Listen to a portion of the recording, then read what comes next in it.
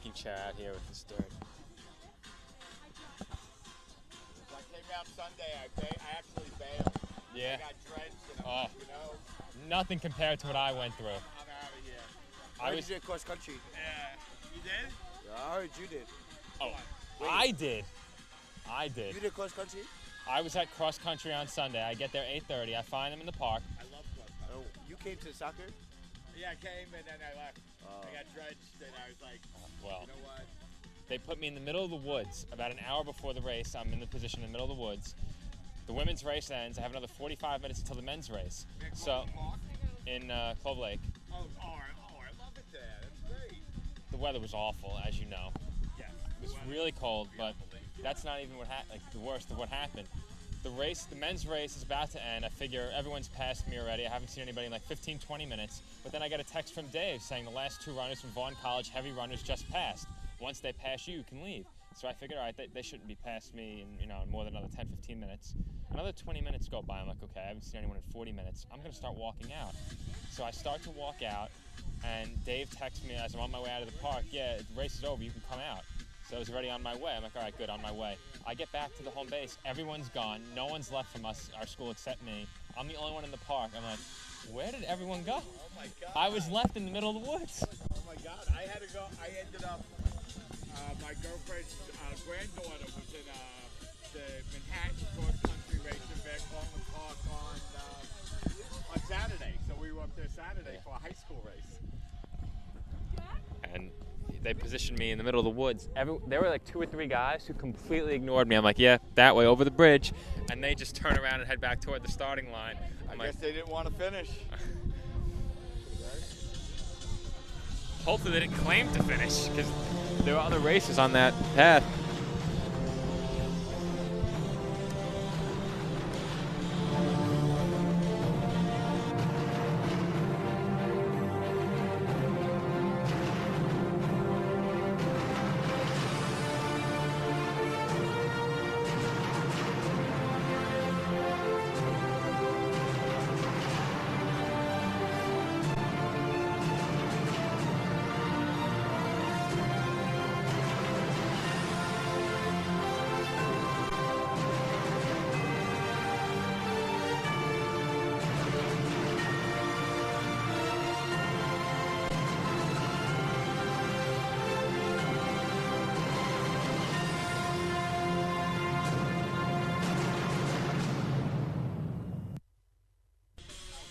Live from the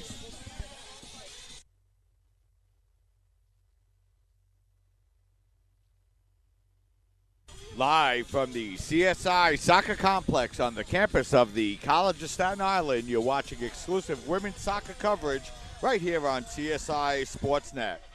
Today, the College of Staten Island will look to extend their undefeated streak to 3 as they will take on St. Joseph's of Long Island in a non-conference matchup here this afternoon. Hi, everybody. I'm Mike Babusky along with Joe Foreman. And, Joe, the Dolphins are coming off of a 0-0 tie against Stockton University. It was a good game for the Dolphins, a game that the Dolphins had an opportunity in the second half to go ahead on a penalty kick. But unfortunately, Jennifer Cosenza's penalty kick shot went over the crossbar, and it ended up that the two teams played out to a 0-0 draw. And a very disappointing draw for the Dolphins, though a game that we expected to be competitive. Of course, I didn't cover that game. I wasn't here this past weekend, but a game that we did expect to be competitive. It turned out that way. The Dolphins, unfortunately, missing out on an opportunity to go and get the go-ahead goal on the Jennifer Cosenza penalty kick. But taking a look at the Dolphins' last 6 games, they've lost 3 of those 6 games, with a pair of big victories in there, a 9-0 victory over St. Joe's of Brooklyn and a 12-0 victory over a struggling Medgar Evers program. That one, a conference matchup, but losses to Kane University, Montclair, and a very tough loss to FDU Florham the last time I covered the Dolphins. That game took place back on October 5th, and in that game, the Dolphins dodged a bullet in the first half as the leading goal scorer for FDU Florham, Brittany Caleo, came up empty on a penalty kick. That opened the door for the Dolphins early in that match. The Dolphins did take a lead on a Jennifer Cosenza goal in the 62nd minute, but then the Devils of FDU Florence bouncing back with goals from Gabby Diaco and Brittany Kaleo, the leading goal scorers I just mentioned for the Devils, en route to a 2-0 victory. A very impressive goal by Kaleo late in that second half. That's the last time I was here. Since then, as I mentioned, a 12-0 victory for the Dolphins over a struggling Medgar Evers program and a tie against Stockton this past weekend in 2 extra time. So the Dolphins will look to get back on track and pick up their 3rd win now in 7 games against a team in St. Joe's of Long Island that has not lost yet on the road this season. Yeah, it's an interesting quirk for the Golden Bears, Joe. You mentioned that they're still undefeated on the road, yet they're coming into today's game with a record under 500 on the year and coming off of a tough 2-1 defeat against Mount St. Mary back on October 8th. So St. Joe's looking to get back on the winning track as well. And, Joe, although the Dolphins trail the all-time series with the Golden Eagles, they were successful defeating St. Joe's of Long Island last year.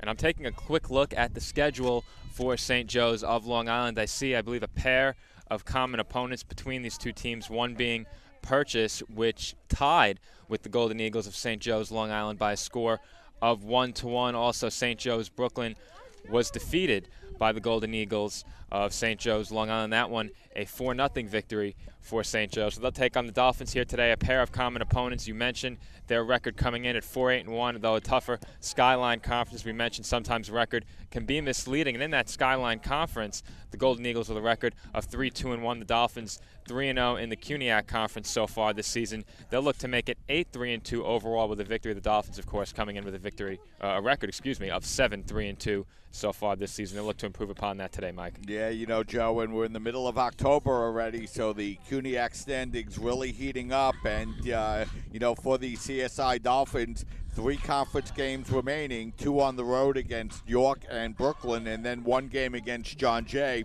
They currently sit undefeated in the conference at 3-0, as does Brooklyn with a record of 4-0. So Dolphins with a couple of big games coming up to finish out the CUNYAC season. But, of course, they know as long as they can keep their record undefeated, they should be in good shape. Their biggest contest remaining will be that game on October 19th against Brooklyn College. Absolutely, Mike. That will undoubtedly be the biggest game remaining on the schedule for the Dolphins this season. Taking a look at the teams that they will be playing as well, York and John Jay, along with Brooklyn College. York and John Jay with a combined conference record of 3-4-0. So those teams under 500. The Dolphins, of course, undefeated in the conference. So you look at those games against York and John Jay, and they appear to be very winnable games for the Dolphins. The game against Brooklyn College is the big one. Brooklyn College 5-5-2 overall, while the Dolphins are 7-3-2. But of course, that does not matter, as Brooklyn is 4-0 in the CUNYAC Conference. The Dolphins 3-0. So it looks as if there's a good chance one of those teams will go into that matchup, if not both teams, will go into that matchup undefeated, with the winner, of course, taking first place in the CUNYAC Conference. The Dolphins would love to have one of those 2 top spots. It certainly appears as if they'll be able to secure that with a victory in at least 2 of their 3 conference matchups remaining. But to take that top spot, it will likely require a victory over Brooklyn College later this season. Yeah, so before the Dolphins get to that point, they'll have a non-conference matchup here against St. Joe's Long Island. And, Joe, these are the kind of games that the Dolphins need to continue to improve and grow as a unit, especially with so many young players on this squad. Absolutely, and I'm taking a look at the numbers for St. Joe's of Long Island coming into today's matchup against the Dolphins. They score about 1.7 goals per game, allowing nearly 1.9 goals per game. So the goal differential for the Golden Eagles is negative coming into action today. As for the Dolphins, taking a look at their numbers, they've scored 37 goals on the season while allowing opponents to only score 10. The Dolphins averaging 3 goals per game this season. Just taking a quick look at the numbers, it appears to be a matchup the Dolphins can win. Of course, as we mentioned, the Skyline, a strong conference, a lot of teams struggling in the CUNYAC, and victories like that, such as the Dolphins secured over Medgar Evers this past weekend, a 12-0 victory, can really skew that goals for average. So you can't take that number too heavily, but the Dolphins, of course, have played very well so far this season. Were unbeaten up until their September 20th matchup against Kane University, and despite losing 3 of their last 6 games, the Dolphins still playing well. They easily could have won that game against FDU Florence, a tough loss at Montclair, but a very close game against Kane in their first defeat of the season as well. Mike, this Dolphins team still poised to have a great season. And for the CSI Dolphins, this will be their final non-conference home game of the year. and then they will finish the regular season with road games against York and Brooklyn on October 15th and 19th, and then finish the regular season on October 22nd, and then another 10 days until the CUNYAC semifinals begin. And, you know, if you're the CSI Dolphins, Joe, everything pointing to that.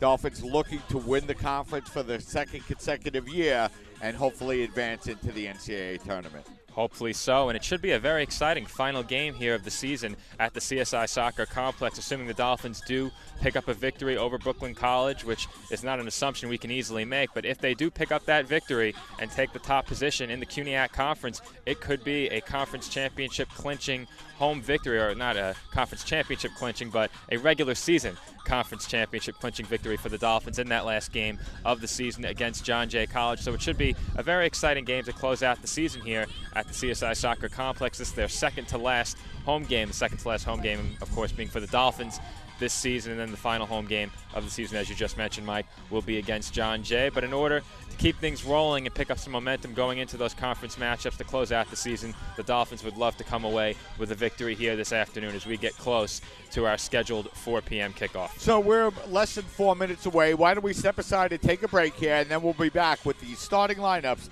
and the start of this afternoon's game as the College of Staten Island is getting ready to take on St. Joe's of Patchogue, as you're watching women's soccer coverage exclusively on your voice of CSI Sports, CSI Sportsnet, CSIDolphins.com.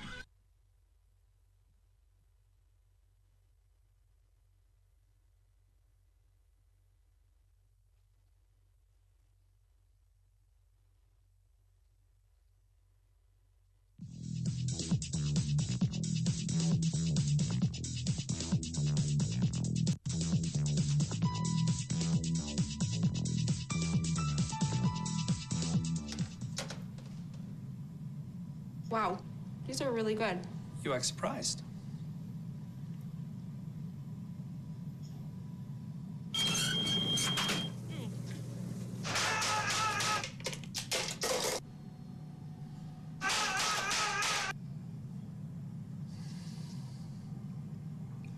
Practice makes perfect. You don't have to be perfect to be a perfect parent. There are thousands of teens in foster care who don't need perfection. They need you. You know what, guys? There's a lot of tree branches and dry brush over here. We should probably put the bonfire over there.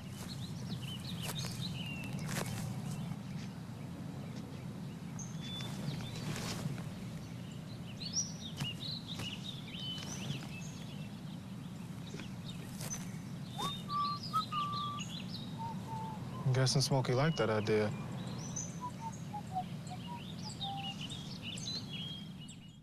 Mom.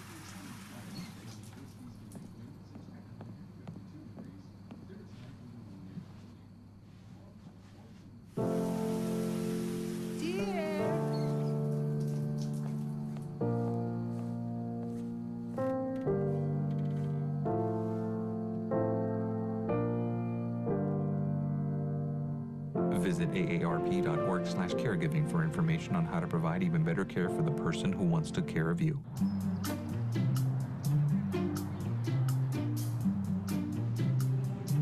Don't worry, 74 people were picked before me in the NFL draft. To fight childhood obesity, United Way and the NFL are helping kids play at least 60 minutes a day. Okay, time for the team obstacle course. Yay! What this place needs is more healthy kids. To get involved or donate, go to unitedway.org/play60. Now I get it. When I was 6, my days were spent playing basketball. When I was 6, my dream was to make it to the NBA. When I was 6, my mom had a stroke. I'm Paul George, and I want you to spot a stroke fast. F, face drooping.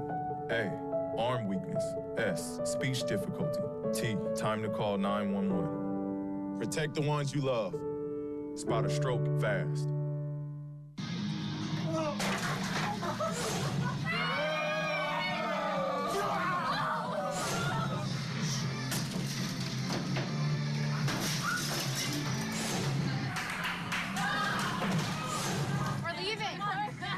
Most party fouls are pretty dumb. But if you decide to drink and drive underage, you could lose your license and your freedom. Underage drinking and driving. The ultimate party foul. We're back, and we're just moments away from the start of this afternoon's game between the College of Staten Island and St. Joe's Patchogue. But before we get underway, let's get you the starting lineups. And here to bring you those starting lineups, my broadcast partner, Joe Foreman. Joe? All right, thank you, Mike. I'll start with the visiting Golden Eagles of St. Joseph's, Long Island. In goal for the Golden Eagles is number 1, Juliana Cintrone Leonardo. And the rest of the starters for the Golden Eagles in numerical order: number 2, Shannon Condren. Number 3, Jessica Pasabile. Number 4, Katie Condrone. Number 5, Carissa Rudigliano. Number 7, Samantha Caruso. Number 9, Jacqueline O'Shaughnessy. Number 12, Caitlin Jones. Number 14, Christina Gagliardi. Number 21, Rebecca Vorsic. And number 22, Mackenzie Niatre. And now the starters for the Dolphins. In goal will be number 11, Nicole Mignon. On defense, number 1, Rebecca DeLoya. Midfielder number 2, Lauren Smith. Forward number 3, Krista Anson. Midfielder number 4, Stephanie Lapointe. Forward number 12, Christina Rodriguez. Also on defense, number 13, Elizabeth Aparicio. Defense, number 16, Catherine Mulligan. Midfielder number 18, Natalia Sandor. On defense, number 22, Brianna DiStefano. And midfielder number 25, Caitlin Russo. So for the College of Staten Island, Joe, you mentioned that Nicole Mignon will be in goal for the Dolphins once again. Nicole coming in with a record of 6-3-2 on the year, including 7 shutouts, and she's also been involved, Joe, in 2 scoreless ties this year as well. And Mignon's been very solid for the Dolphins so far this season, allowing 10 goals in 11 games. Started an average of 0.9 goals per game. She's made 27 saves on the season for a save percentage of 73, tallying a record of 6-3-2 with, as you just mentioned, Mike, 7 shutouts so far on the season. She's faced 86 shots, but I should mention that in goal today for the Golden Eagles will be Juliana Cintrone Leonardo. She has not started the majority of the games in goal for St. Joe's so far this season. The majority of the starts have gone to Samantha Wedderburn. She will not be in goal today. Instead, Cintrone Leonardo will be in goal. She's played in 5 games so far this season, started 2 of them. Her goals allowed average so far this season, .29. So very impressive numbers, a 90% save percentage to go along with that as well. 2 shutouts, both of those coming in her 2 starts. So she's been very tough in goal for St. Joseph so far this season. The Dolphins will face a tough test, Mike. So we have the starting lineups for you, and the Dolphins are being introduced out on the field. We're going to step aside and take a break here, and then we'll be back with the start of this afternoon's game between the College of Staten Island and St. Joe's Patchogue, as you're watching women's soccer coverage right here on your voice of CSI Sports, CSI Sportsnet, CSIDolphins.com.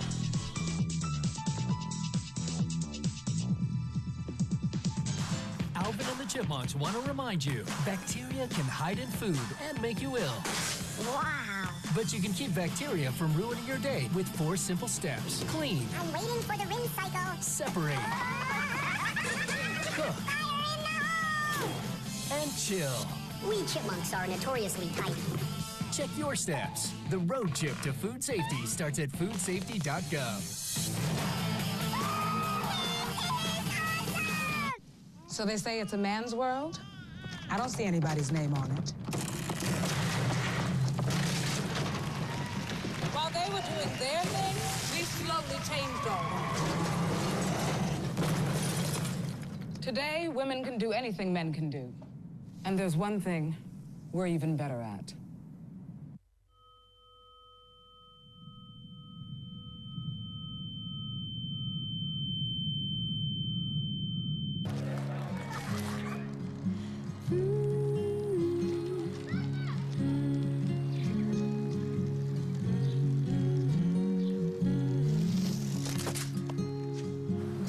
Of all the things you've done with your bike, donating it to Goodwill may be the most incredible of all.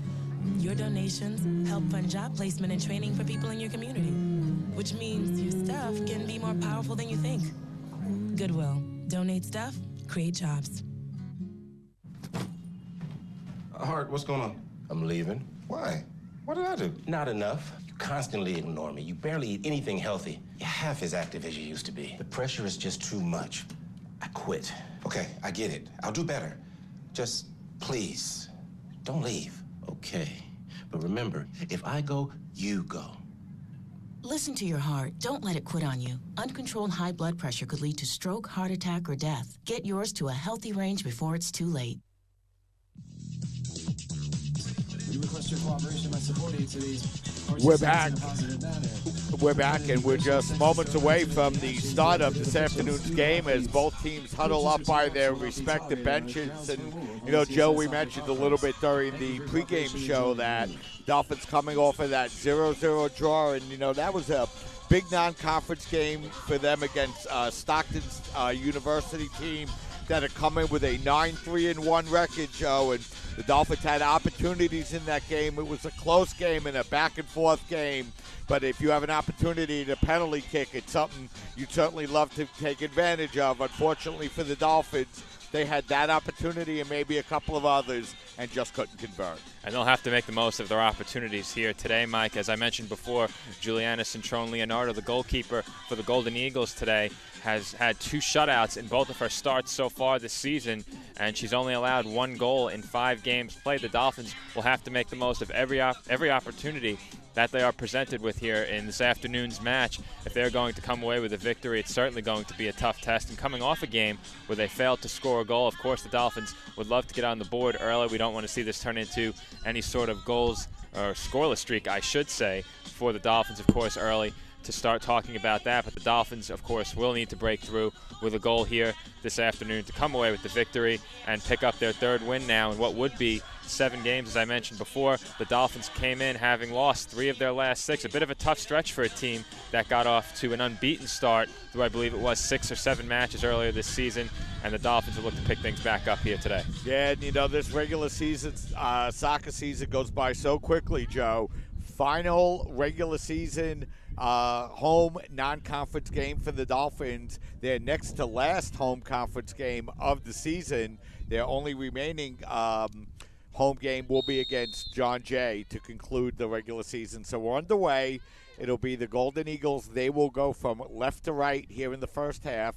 Dolphins will go from right to left, and wind blowing pretty much in the face of the Golden Eagles, Joe, as they attack here in the first half. And we've mentioned the wind during several of our broadcasts so far this season. A bit of a chilly day here at the CSI Soccer Complex. You mentioned the wind, which adds to that a bit, but not nearly as fierce a wind as we've seen at other points during this season. So I don't see it being too big of a factor, though it always does play some role here at the CSI Soccer Complex. So the Golden Eagles with the first possession of the afternoon, and they'll get the first throw-in on the Dolphins' offensive side of the field as they get the ball into Wojciech. As Wojciech is going to work the ball back defensively, and the ball's going to be played away. And that will be Anson playing the ball for the Dolphins. She loses possession, and the ball will be played back towards midfield where Russo will pick up for the Dolphins. Ball's going to roll out towards the near sideline and out of bounds. That should be a throw-in for the Dolphins, and it is. As the ball will get thrown in, and Anson will be there to play it. So Anson came into the regular season, Joe, a couple of games in. Started off as a substitute and now has worked her way into the starting lineup for the Dolphins. And she's become a big part of this Dolphins attack, has really emerged as a goal scorer, but also a player who plays very physical defensively, really at both ends of the pitch for the Dolphins. She's been a major contributor to what the Dolphins have been able to do so far this season. So O'Shaughnessy and Russo come together, and the freshman will draw the foul, and it will be a free kick now coming up for the Golden Eagles. As the ball's going to be played across through the midfield where Condren will be there to play it. She'll work the ball over to Wojciech as the Golden Eagles work the ball back defensively now. And the ball will be played by Luciano. Wojciech trying to play the ball forward. She tries to get it over the head of the Dolphin defense, but Mulligan's able to cut it away initially, and now the ball will be chipped toward the box where Mignon plays it forward. So that time, Joe, the Golden Eagles able to chip the ball into the penalty area. A little bit of confusion, but the Dolphins able to play it away. And Nicole Mignon was forced to stop right at the edge of the penalty area and wait for that ball so she could play it off of her foot and out of danger. Nicely done by the Dolphins goalkeeper. So Rodriguez plays the ball forward for the Dolphins. A lot of play here in midfield through the first 2.5 minutes as Lauren Smith gets a touch and tries to play it out to the far side where it's going to be knocked away and played back. LaPointe tried to play it forward, but it'll be Mulligan to knock the ball away, but it's going to be played by Gagliotti. Gagliardi tried to work her way into the center of the field, but the ball's knocked away defensively. And now Iola will knock the ball out of bounds, so it'll be a throw-in for the Golden Eagles. You know, you mentioned, Joe, in the pregame, St. Joe's 3-2 on the road, while only 6-1 at home this year. An interesting situation for the Golden Bears. Definitely an interesting split, and I actually took a look at the stats on their team's roster page, and I believe it said no defeats on the road, which would not add up to 8 defeats on the season. So I'm sorry if I did misread those stats earlier in the game. But either way, still a very interesting split to see a team that fares much better away from home than at home. You mentioned 1 win and 6 defeats to go along with a tie at home. So a very interesting split indeed for the Golden Eagles of St. Joe's. So the ball's going to be played out to midfield. Rodriguez will get pushed in the back. So the first Golden Eagle foul will be called, and the Dolphins will have a free kick opportunity. Just underway here at the CSI Soccer Complex, the final non-conference regular season scheduled game for the Dolphins. As the Dolphins will complete this game here today and get ready to conclude the conference schedule with 3 consecutive games, including the big one, which probably will decide first place against Brooklyn College. Ball's going to be played back where Mulligan is there to play it, getting it ahead of the charging Gagliardi. And now the ball will be played down the far sideline where it's going to be headed toward the sideline and out of bounds. So DiStefano knocked the ball out of bounds, and the Dolphins get to throw the ball in. As now Anson collides down the far sideline. And we're going to have a whistle, and it will be a foul on Anson.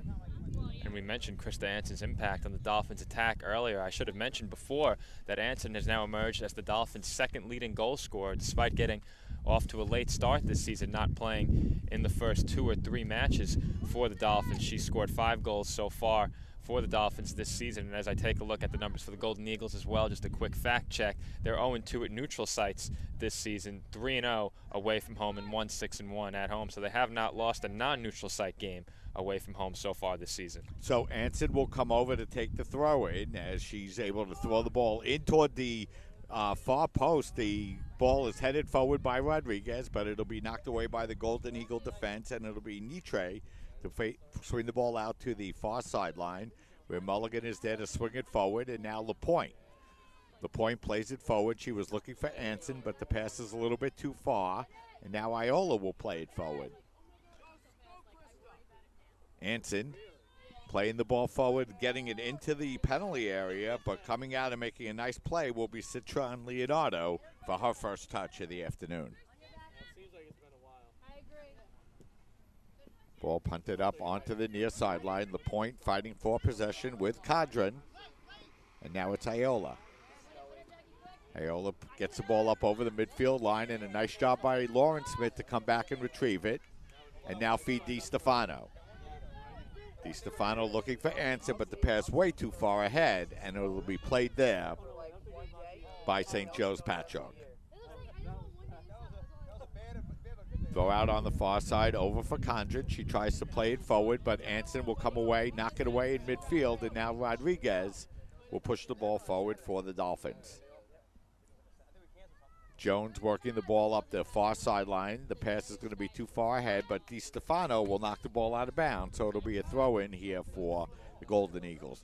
Not much in the way of scoring opportunities here, Joe, early for either team. Really none to speak of so far, Mike. We've seen a lot of play to the left of midfield. The Dolphins have done a nice job maintaining possession of the ball for the last few minutes. Unfortunately for CSI, they've yet to turn that into a very good scoring opportunity as they look to move into the final third of the field here. Stephanie LaPointe handling for the Dolphins. LaPointe tries to play the ball forward, but it'll be knocked away, and now Iola comes over to overlap on the near side for the Dolphins.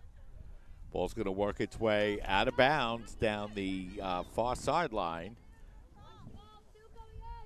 And this should be a good opportunity here, Joe, for the Dolphins, as they're going to get an opportunity to throw the ball in deep inside Patchogue territory. Anson with the ability to get the ball into the penalty area. Nice added weapon for this Dolphin attack, Joe. Absolutely, and that's just one of many contributions she's made to this offense. But the ability to reach the penalty area on a throw from that position is definitely a value to this Dolphins attack. Dolphins able to steal the ball away inside the penalty area, but a nice play by St. Joe's to knock it away temporarily. Now DiStefano turns and the shot towards goal, and it'll be saved that time by Citron Leonardo for the Golden Bears, or Golden Eagles, I should say. And that will be our first shot at the game for either side. The Dolphins putting that one on goal to open up the shooting as we have a whistle from the head official. Yeah, I'm not sure what the official is saying there. I think he's looking to have the ball either put in play a little bit quicker or chastising Lawrence Smith for running in on goal. I'm not sure which it is. Unless the goalie might have been shaken up on the play here, Joe. Yeah, it certainly looks like something happened down around the goal, and I do see the trainers coming out onto the field. So the clock has been stopped with 36:49 to play here in the first half, and the trainers will check on Juliana Centrone Leonardo, the goalkeeper for St. Joe's. So the first half started, both teams kind of feeling each other out a little bit here, Joe, in the early going. Yeah, Mike, and the Dolphins getting the first shot opportunities. I just mentioned the first shot of the game, spurred in large part by a throw-in from Krista Anson, which reached the penalty area. The Dolphins lost possession just for a moment after playing the ball from one corner of the box to the other. And you mentioned that it was Brianna DiStefano putting the first shot on goal for the Dolphins. Natalia Sandor was involved in that play as well. And as I just said, the clock stopped at 36:49 with the trainers tending to Juliana Centrone Leonardo, the goalkeeper for St. Joe's. Yeah, and you know, Joe, as you start moving into October and it starts getting dark a little bit earlier, these stoppages in play could sometimes pose problems as the lights have yet to be installed here at the CSI Soccer Complex. So a little bit of a delay in the game here as the goalie is being attended to out over on the near sideline. 36:49 remaining in the game, or the first half, I should say. No score between St. Joe's and the Dolphins. And, you know, Joe, while we have a minute, we should mention that the men, prior to the women's game against Stockton, coming off of a nice 3-0 win against Bard College, to get back on the winning ways as Kosovic, Nika, and Cortesi all scored goals for the Dolphins on Senior Day, a day, Joe, that honored 9 seniors. So a lot of senior talent on the CSI Dolphins graduating this year, and it was nice to see the Dolphins pick up that big 3-0 win in that game. Definitely a big win for the Dolphins, and it's not often you see 9 seniors on a single roster. It will be that much more important for the Dolphins to make a run in the CUNYAC tournament this year with a big turnover of their roster potentially impending for 2017, and there's no reason to believe that the Dolphins aren't capable of making such a CUNYAC tournament run. They've been solid all season, and that continued with a victory the other day against Bard. The last time I was here, they had a thrilling victory on a last-second goal by Adrian Kosovic. So the Dolphins have won back-to-back games, including their victory over Bard, and then in their previous game against Hunter College. The Dolphins, as you mentioned, Mike, will be back in action here tomorrow against Stevens, and they will look to once again extend their winning streak to 3 consecutive games. Yeah, and you know, those CUNYAC standings are really wide open, Joe. It really could go either way. Hunter edged themselves back into first place now with 15 points, but they have played 7 games compared to only 6 for Lehman and Staten Island. And the CSI Dolphins will be at Lehman this Saturday afternoon, Joe, and you know, that really is going to be a must-win game for the Dolphins if they're going to have, you know, a realistic hope of finishing within the top 2. And looking at the standings in front of me here, Mike, it appears as if that win will determine whether or not the Dolphins take either first or third place. CCNY in the mix as well with the same 4-1-1 conference record as the Dolphins. But if the Dolphins want an opportunity to take one of those top 2 spots in the CUNYAC conference, a win at Lehman will appear to be necessary. That game, as you mentioned, taking place this weekend following the Dolphins matchup with Stevens here tomorrow afternoon. Yeah. Coverage of that game on CSI Sportsnet at 4 p.m. You know, there's no doubt about it, Joe. And, you know, although the Dolphins are listed in 3rd place ahead of CCNY, CCNY is actually in 3rd place ahead of the Dolphins because CCNY defeated CSI in the head-to-head matchup. So if those 2 teams were to finish tied in the regular season standings, it would be CCNY that got the tiebreaker. And that was a tough loss. That was back when the Dolphins played their first conference game of the season here at the CSI Soccer Complex. A very disappointing loss. The Dolphins really controlled the ball well in that game, but we'll talk more about that tomorrow when the men are in action, as this game has resumed play here with about 36 minutes to go in the first half. St. Joe's with the ball. So it's Caruso now playing the ball back on the defensive side. Lauren Smith really putting a lot of pressure on her and is able to knock the ball out of bounds. It'll be over the goal line, and it should be a free kick now for St. Joe's.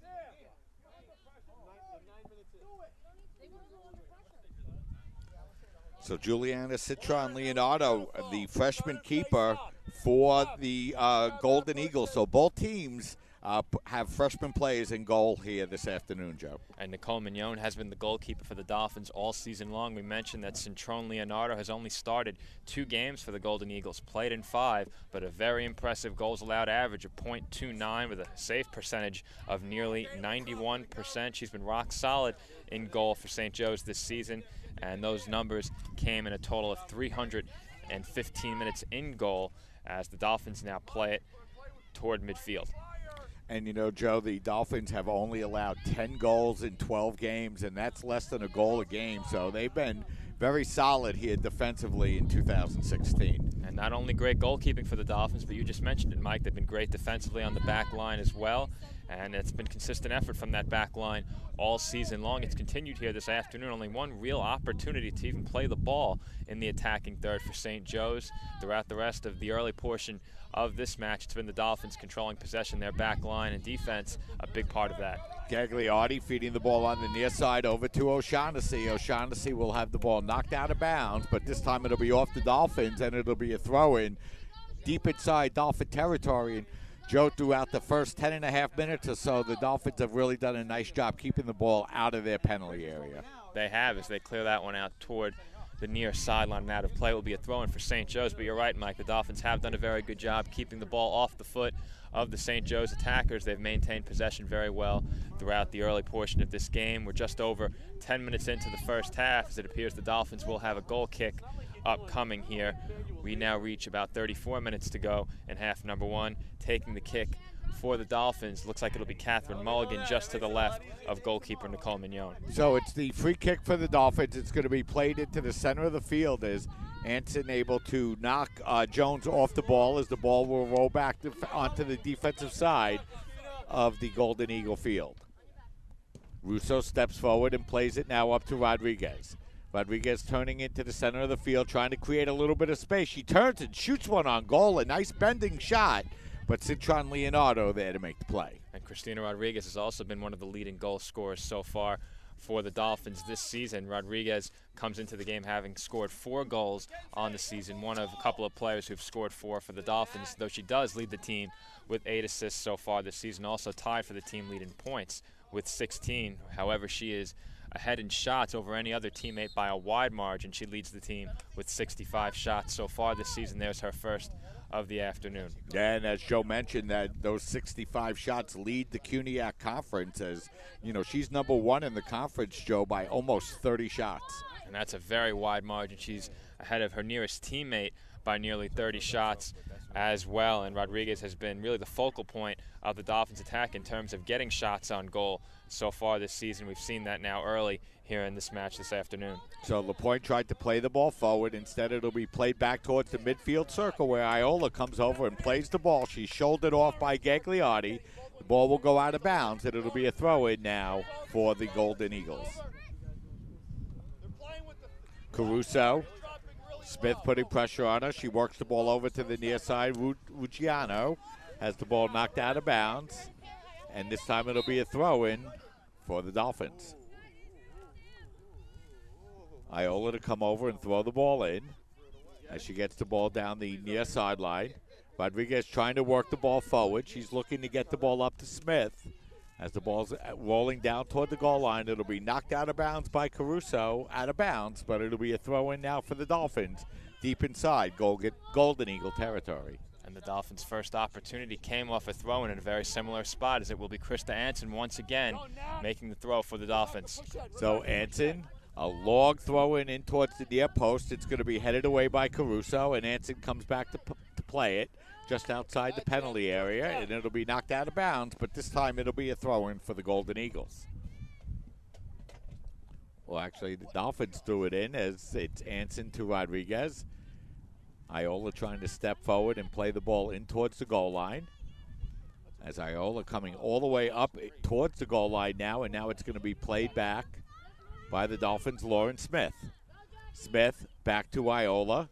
Iola now working it back to LaPointe. LaPointe, a nice feed into the center of the field. She was looking for DiStefano, but the ball's knocked away as the plays come together, and it's going to be played out toward the midfield circle now and played there by Gagliotti. Gagliotti over to Nitre. Nitre's pass up toward the center is knocked away by Aparicio, but it's going to be stolen again by Nitre. Ball's going to be knocked out of bounds, so it'll be a throw-in now for the Golden Eagles. So the Dolphins were able to get the ball into the penalty area a couple of times, Joe, but really never got that good scoring opportunity. No, they haven't gotten a great opportunity yet, Mike, though they have threatened a lot of play down around the penalty area for CSI. As St. Joe's has now made their way down along the far sideline. They'll have a throw-in in the final third of the field. So St. Joe's now with an opportunity to perhaps get something going. We'll see how they look to play it with this throw-in. Ball's headed forward and bounces inside the penalty area. That time it was O'Shaughnessy able to get a foot on the ball, but she didn't get much on the shot, and Mignon is able to make the play. And that ball trickled past quite a few Dolphins onto the foot of Jacqueline O'Shaughnessy. She puts a shot on goal, though she didn't get all of it, and an easy save for Nicole Mignon as it's now St. Joe's playing the ball near midfield, turned over and intercepted by Rodriguez, who plays it ahead to Smith. Smith, but the flag went up for the offsides. That was a very close call on the play, but Smith called for the offsides. Nice pass that time by Rodriguez.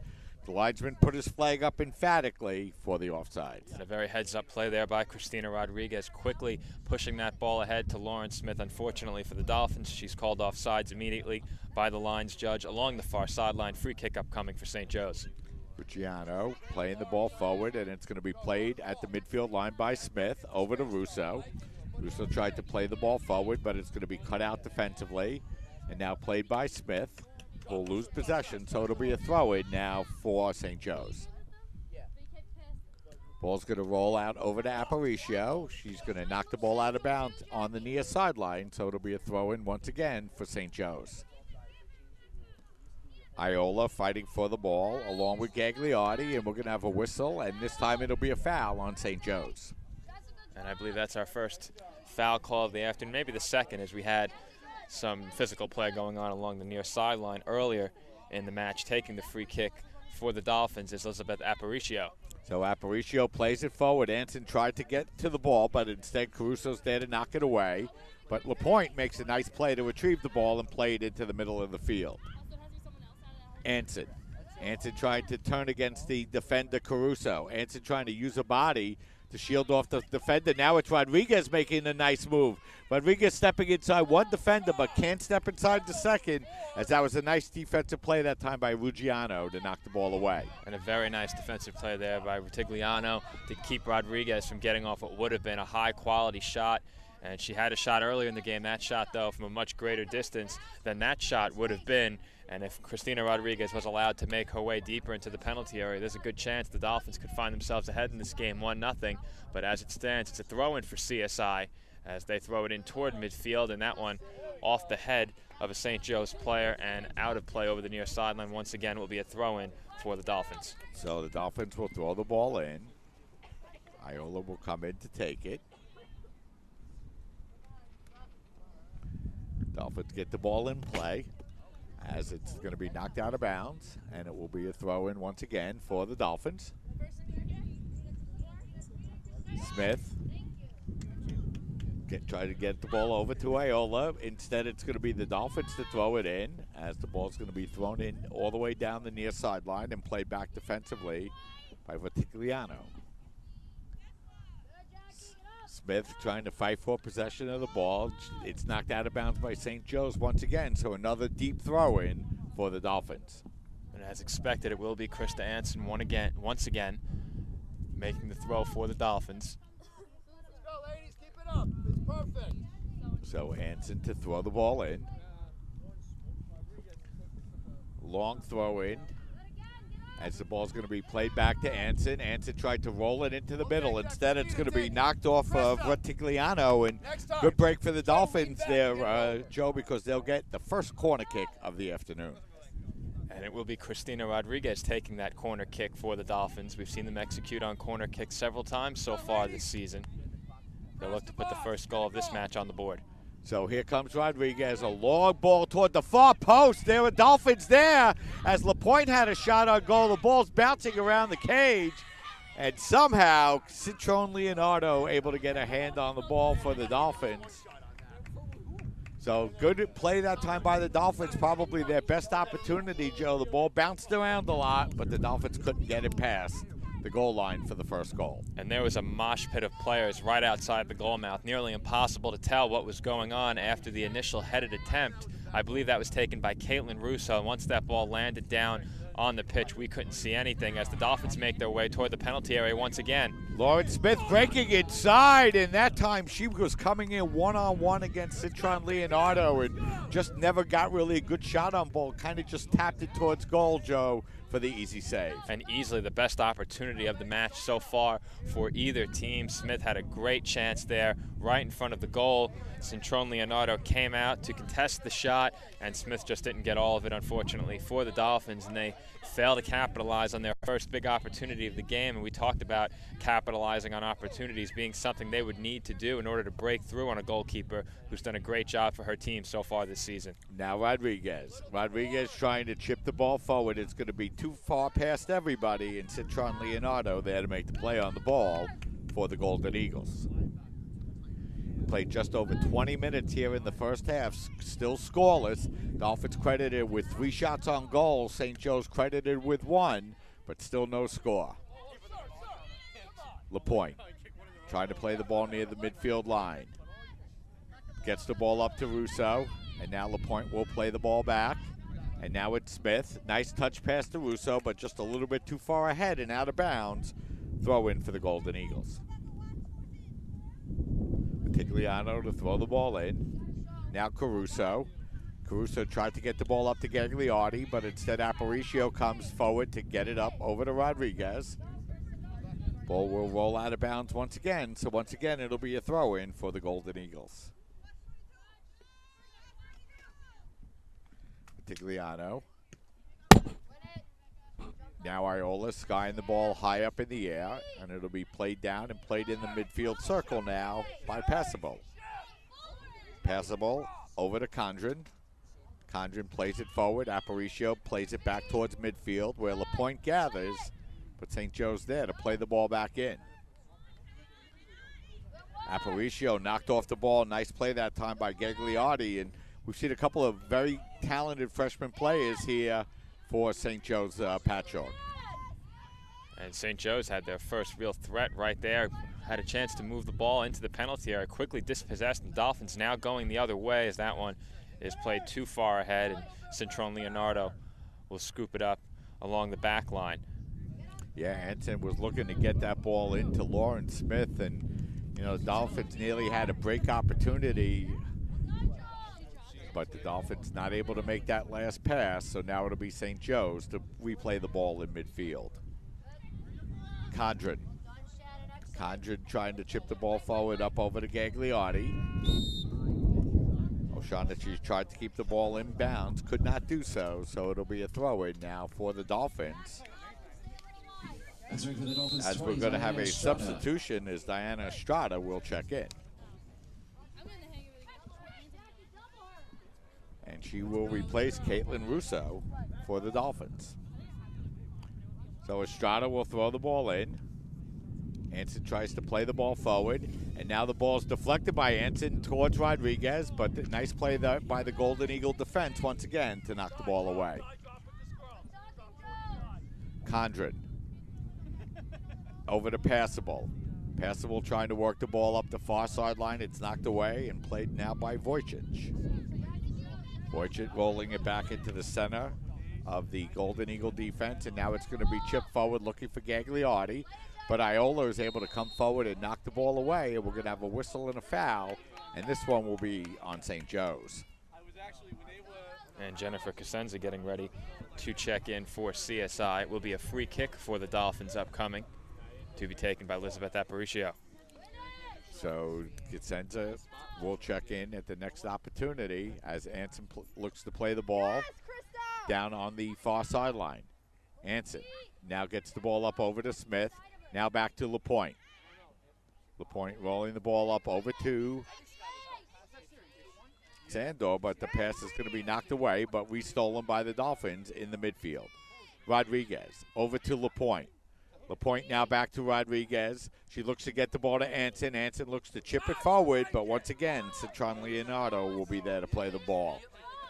The Dolphins were building up a little bit on that play, Joe, but once again, couldn't complete the play inside the penalty area. No, unfortunately, they couldn't, Mike, and the Dolphins did do a good job there stringing together several passes to move the ball up the field. They moved it back briefly for a moment before playing it ahead once again, and the Dolphins have done a good job controlling possession so far in this game, but St. Joe's really hasn't allowed them to string together too many consecutive passes on many occasions. They've done a nice job cutting off the passing lanes. A lot of the Dolphins' offense has come off of those throw-ins by Krista Anson along the near sideline here early in this match, and we'll see if the Dolphins can break that trend and continue to string together some more passes as they just did. LaPointe fighting for possession. Now she gains it and is able to feed it up to Rodriguez, who gets the ball over to Lauren Smith, and now it'll be Iola to work the ball up the near sideline.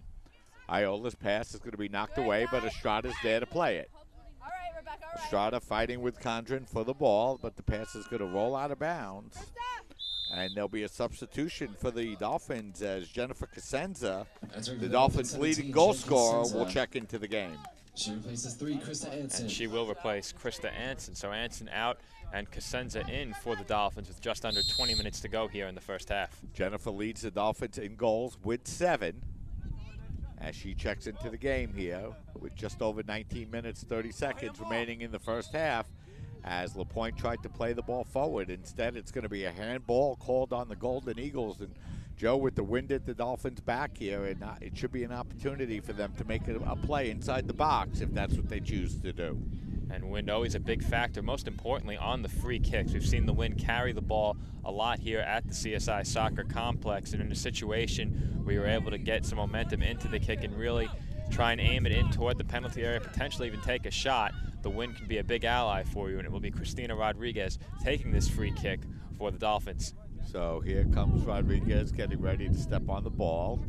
Most of the Dolphins lining up along the far post. Estrada more towards the center of the net. The official blows the whistle, and here we go. Rodriguez turning the ball, putting it high toward the far post in the center of the penalty area. It goes over the head of everybody and out of bounds, and it will be a free kick now for St. Joe's. Not many Dolphins in that area. The wind may have carried that ball a bit, though it feels like the wind actually blowing a little bit more toward the near sideline, which would have actually killed that ball. So I'm not sure what the Dolphins' intent was on that free kick, and it will be a goal kick taken by Juliana Cintron Leonardo for St. Joe's.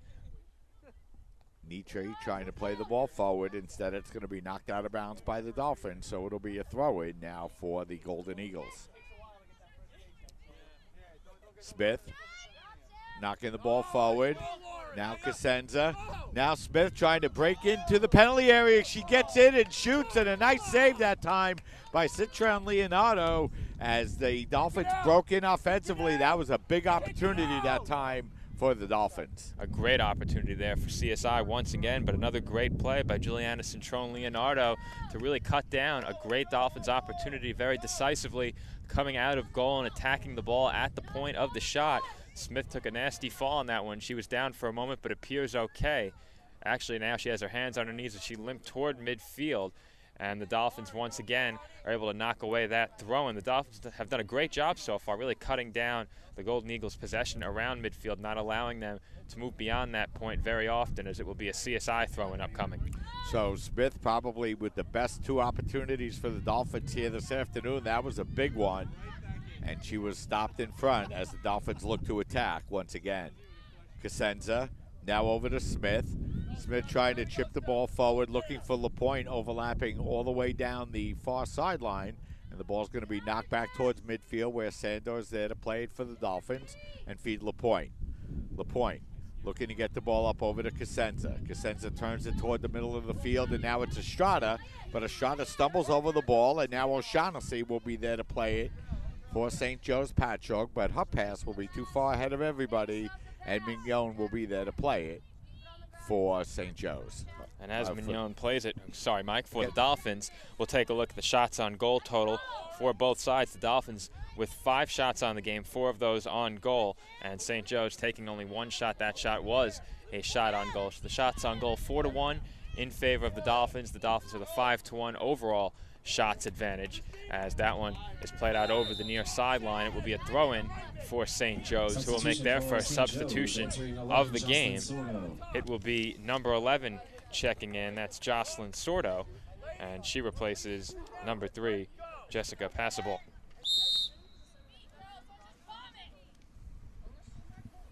So St. Joe's will throw the ball in here, as the ball will go out of bounds, and now it will be an opportunity for the Dolphins to get the ball in.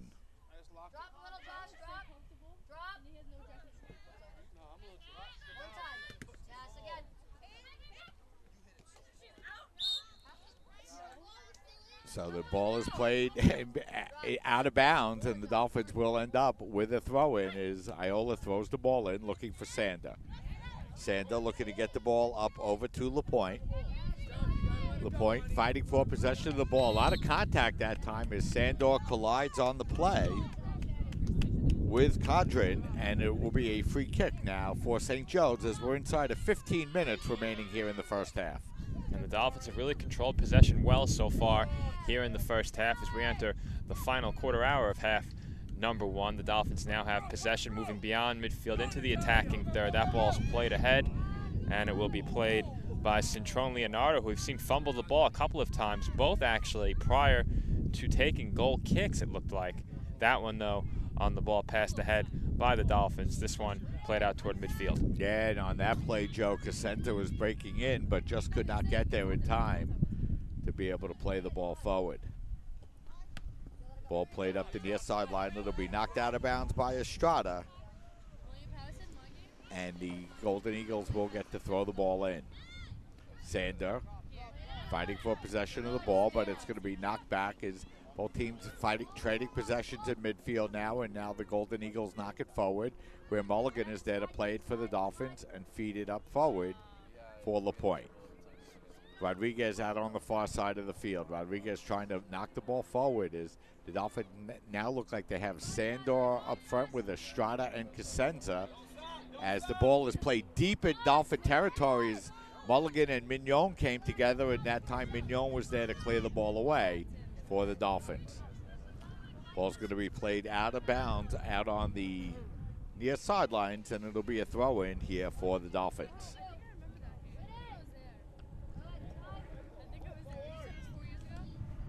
Caruso playing the ball forward, but the ball's going to be knocked away, and now Sandor is there to retrieve it for the Dolphins. Sandor looking for Cosenza in the middle of the field. Instead, it's going to be knocked away and played by the Golden Eagles. Pass out onto the far side of the field, and DiStefano will come over and look to play the ball now for the Dolphins as she's put under pressure, and now she's able to get the ball back to Mulligan, who's able to knock the ball out of bounds over the far sideline, and it will be a throw-in for the Golden Eagles. Aparicio trying to turn the ball out towards midfield. St. Joe's there to knock the ball away once again, but a nice play by LaPointe to feed it out to Estrada. Estrada, 50-50 ball knocked away momentarily by Smith, but stepping over to come over and play the ball now will be Sordo before the ball is knocked out of bounds. And it will be last touch by the Dolphins. And actually, they'll be called for the foul, so it'll be a free kick now for the Golden Eagles.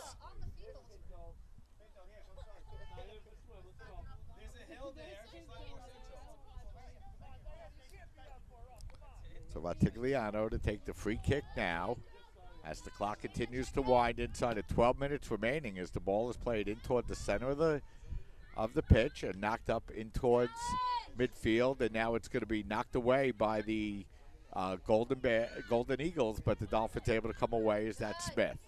Smith looked to feed it to Estrada, but she could not keep it in play, and it will be another throw-in for the Golden Eagles. We're now starting to push a little bit down on the Dolphins' defensive side of the field. They are, Mike, and that may have been the longest possession of the game for the Golden Eagles as the Dolphins are able to get it back. That one played ahead, up the near sideline, giving chase will be Sandor. She can't get there, and it will be a throw-in for St. Joe's. But we've mentioned it several times already. The Dolphins have done a great job maintaining possession so far here in the first half, but it's been the Golden Eagles who have controlled the ball for the last few minutes. The Dolphins will look to make a change about that as that one is played over the near sideline once again to be a throw-in for St. Joe's. So the Golden Eagles getting to throw the ball in as they look to play the ball forward.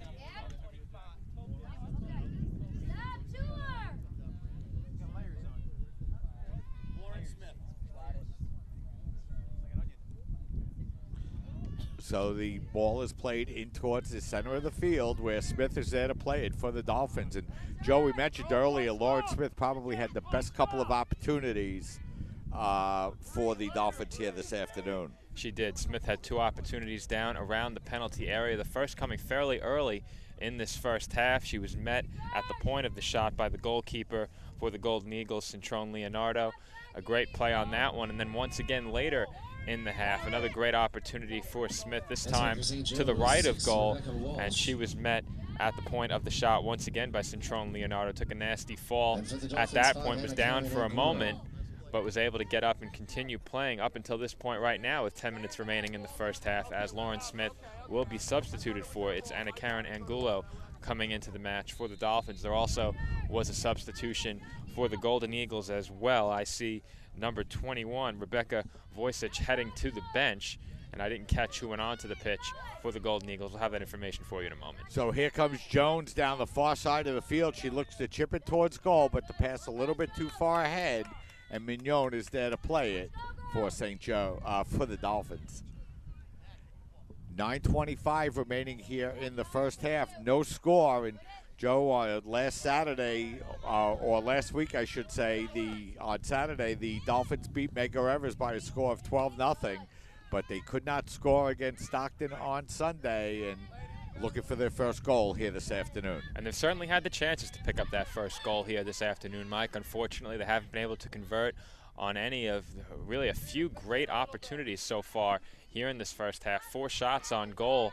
At least 3 of those were high-quality chances, actually 2 for sure, as the Dolphins now may have another chance brewing. So Cosenza able to get the ball in and able to get the shot on goal, but she didn't get all of it, and Centrone Leonardo was there to make the play. So another opportunity, Joe, this time Cosenza running a little bit free on the right-hand side of the goal, but did not get all of that opportunity. And going back to the Dolphins' opportunities for just a moment, they had a great opportunity off a corner kick earlier where the ball was in a mosh pit of players right in front of the mouth of the goal. And I don't think the Dolphins were credited with a shot on that sequence, but that was another great opportunity that didn't necessarily result in a shot, as that's going to be a foul on Christina Rodriguez at midfield. Free kick for St. Joe's. So Rodriguez knocks down Niatre, and that's going to be a free kick opportunity now for the Golden Eagles as they choose to play to O'Shaughnessy on the far side of the field. O'Shaughnessy chipping the ball into the center of the penalty area. The ball bounces, but Aparicio is there to knock the ball away down towards the far sideline, where Rodriguez now plays it in towards the center of the field. Sander working against a couple of Golden Eagles. Sander now getting the ball up over to Cosenza. Cosenza with a little bit of space. Cosenza, nice feed that time, looking to get the ball out over onto the far side as that time Estrada comes over, and that pass just a little bit too far ahead, as that was Sandor. I'm sorry, Joe, that the ball just got a little bit too far ahead, and the Dolphins never ended up with that big shot opportunity. And a good idea there by Cosenza, a little strong on the pass. We'll have a substitution for the Dolphins, and just for a moment, while we have a moment, the substitution for the Golden Eagles at the last whistle was Rebecca Walsh coming on to the pitch for St. Joe's. It will be Dimitra Tuntas coming on for the Dolphins now. She'll replace Natalia Sandor with about 7 minutes to go here in the first half. Yes, and Sandra Karagazla also checked into the game for the Dolphins, as Karagazla will come in and play as well here for the remaining 6 minutes and 50 seconds here in the first half, as LaPointe is able to chip that ball forward. It's knocked forward but knocked away as that time the Dolphins were looking to get the ball into Karagosla, who just checked into the game. But the ball knocked out of bounds, and now it will be Tuntas to throw the ball in. As the ball is going to be knocked out of bounds right away, and now it'll be St. Joe's to throw the ball in. So 5 shots on goal credited for the Dolphins, just 1 for St. Joe's Patchogue, but we're still scoreless with 6 minutes and 15 seconds remaining here in the first half. And those shot totals are a product of ball control. It's been the Dolphins who have controlled the ball for the majority of this first half, and after a brief few-minute stretch where St. Joe's did play in the Dolphins' defensive half of the field, the Dolphins have now regained control. Once again, had a couple of opportunities in the last few minutes to potentially score the first goal of this match, but despite their control of the ball, we're still in a scoreless tie with just under 6 minutes to go in the first half. That time with Tigliano knocking the ball out of bounds, and Tuntas will come over to throw it in for the Dolphins. Cosenza tried to play the ball into the center of the field. Instead, Caruso was there to knock it away and feed it out to Walsh. Walsh had the ball knocked away momentarily by Mulligan, but now Caitlin Jones comes away to play it for the Golden Eagles before her pass is knocked away by Rodriguez. Teams trading possession in midfield. Now the ball's going to settle on the foot of Condren. Condren out to the near side looking for Tigliano. Tuntas there to steal and feed the ball up over to LaPointe. LaPointe's pass is stolen away, but now she's there to retrieve and feed the ball up. A nice idea that time, but a nice play by Jones to head it away as the Dolphins chip it into the box. And once again, Citron Leonardo is there to play the ball. Long punt down the near sideline will go out of bounds, and now the Dolphins will get to throw the ball in inside of 4 minutes and 40 seconds remaining here in the first half. Iola to throw the ball in. Fight for possession, and that looked like it was off St. Joe's, but they get the throw in, but the Dolphins steal as it's DiStefano. Over to LaPointe, back to DiStefano. She rolls it forward, looking for Rodriguez, but a nice defensive play that time by Condren to step in front and knock the ball away. Angulo over to Mulligan, back to Angulo, but the give and go is knocked away, and Aparicio forced to retrieve now for the Dolphins. Aparicio pass up the far sideline over for Rodriguez. Rodriguez, a nice move around one Golden Eagle player and a nice feed down to Cosenza. Cosenza working in 2-on-2. She chips it in for Karagosla, but once again, Citron Leonardo there to make the play for the Golden Eagles. And good dribbling there by Rodriguez. A very good ball played ahead as well to Cosenza. Unfortunately, that one did not reach Karagosla, the pass from Cosenza, that is, and it was played nicely by the goalkeeper for St. Joe's, Juliana Citron Leonardo, who's had herself a very good first half. She's faced a lot of good Dolphin opportunities and been able to shut them down so far, as we're just approaching 3 minutes remaining here in half number one. So the ball's going to roll out of bounds, and it will be a throw-in now for the Dolphins, as Iola is there to take the throw-in. She's looking for Karagosla, but the ball's headed away. Both teams have done a nice job here defensively, Joe, really quieting down the opportunities in the last 10 minutes or so. They have. We've seen a lot of play around midfield here in the last few minutes, and it looks like both teams may be able to use a halftime break, if anything, to warm up a little bit, because it's cool out here. I'm not talking about getting loose for the game. It's getting chilly out here, and you see shadows creeping over the near sideline. As we get deeper into this match and later into the second half, we could see shadows covering at least half the field, so that could play a role in the outcome of this game. It's much more difficult to play in cooler weather like this. It's definitely not a comfortable cool out here anymore. So it's going to be played out on the far side to Rodriguez. Rodriguez heads it forward to Cosenza. The ball knocked away by the Golden Eagle defense, but not out, as this time St. Joe's will play it out of bounds out along the far sideline, and it'll be a throw-in opportunity here for the Dolphins as the clock continues to roll. 2:10 left here in the first half. Rodriguez tried to get past a couple of Golden Eagle defenders. She couldn't. Mulligan knocks the ball away momentarily, and now O'Shaughnessy there to play it, but once again it will roll out of bounds, and once again it will be a throw-in for the Dolphins. Rodriguez trying to play the ball forward, and it's going to be knocked away and played now by DiStefano. DiStefano rolling the ball back to Angulo. Angulo chipping that ball forward, looking for Caragazla, but once again, Citron Leonardo there to play the ball. So not a bad idea that time, Joe. Just throw it towards goal and see maybe if you could get a rebound opportunity. Absolutely not, and it's tough to create a sustained possession here as we wind down the first half. It is Cosenza who fires across the front of the goal mouth just wide of the left post. So another good opportunity for the Dolphins here in this first half, Mike. That one developed quickly. The Dolphins played the ball ahead to Cosenza, who took it down into the box and fired that shot wide left, but still another good opportunity for the Dolphins, who have put 5 shots on goal here in the first half. That, of course, not one of them as we approach the final minute of this first half. So we have 1 minute remaining here in the first half. A nice play that time by the Golden Eagles to keep the ball in momentarily, but now it'll be out of bounds. And Iola will throw the ball in for the Dolphins, where it's going to be headed out of bounds by Condren. So the Dolphins with an opportunity here, Joe, with 40 seconds remaining. We have a whistle as that time the point went up a little bit too far, so she has to go back and now throws the ball in looking for Cosenza. The ball's going to be knocked away and played back now by Iola with 23 seconds remaining here in the first half. Golden Eagles trying to play it forward, but it's going to be headed away by Aparicio and down onto the Dolphin side of the field now with 10 seconds remaining here in the first half. DiStefano over to Tuntas. Tuntas rolls it into the center of the field where it'll be played towards goal.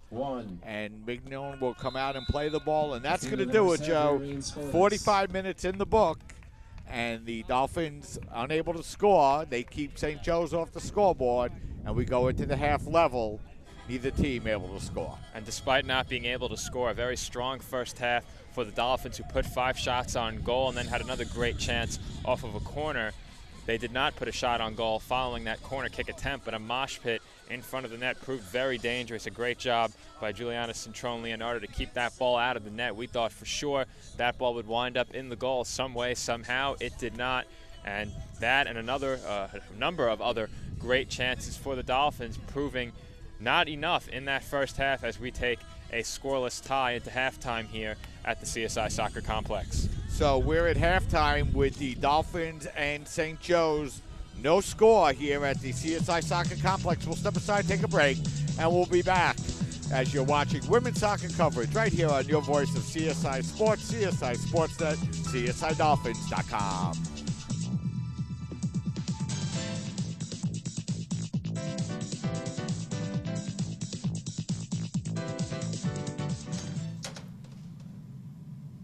Wow, these are really good. You act surprised.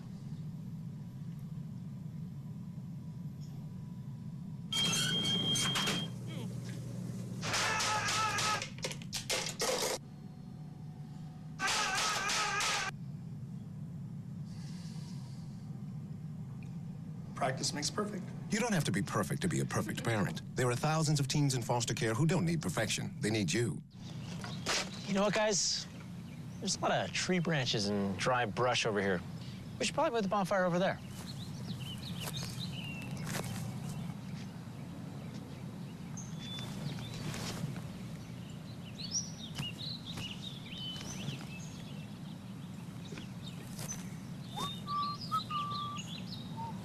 I'm guessing Smokey liked that idea.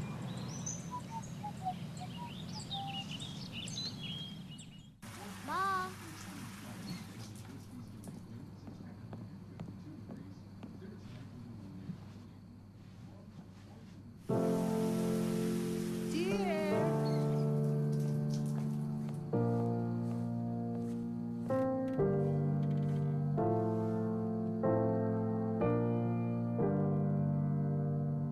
Visit aarp.org/caregiving for information on how to provide even better care for the person who wants to care of you.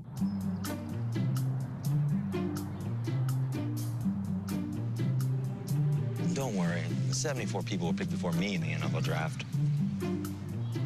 To fight childhood obesity, United Way and the NFL are helping kids play at least 60 minutes a day. Okay, time for the team obstacle course. What this place needs is more healthy kids. To get involved or donate, go to unitedway.org/play60. Now I get it. When I was 6, my days were spent playing basketball.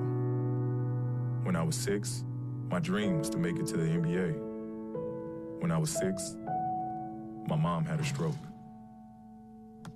I'm Paul George, and I want you to spot a stroke fast. F, face drooping. A, arm weakness. S, speech difficulty. T, time to call 911. Protect the ones you love. Spot a stroke fast.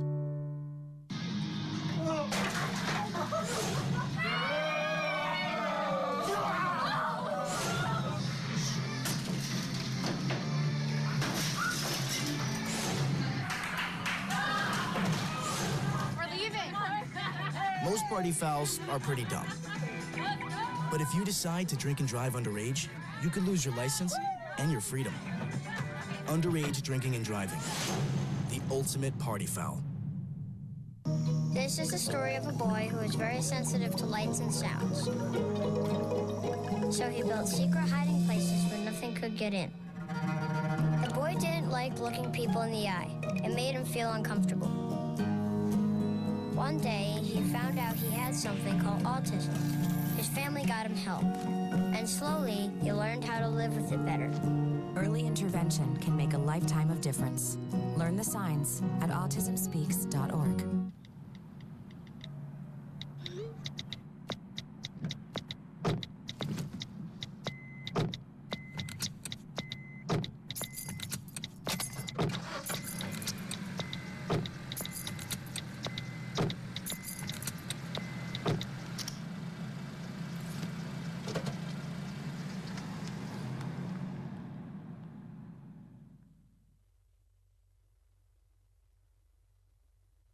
They said I have troll teeth. That my voice sounded like a possessed baby doll. That no one would ever love someone as stupid as me. That I was fat, ugly. Disgusting. The effect of bullying is potent. We will no longer be the silent majority. Now, when you see online bullying, there's something you can do about it. We're gonna take action with the I. I am a witness. I am a witness. I am a witness. I am a witness. I am a witness, and so are you.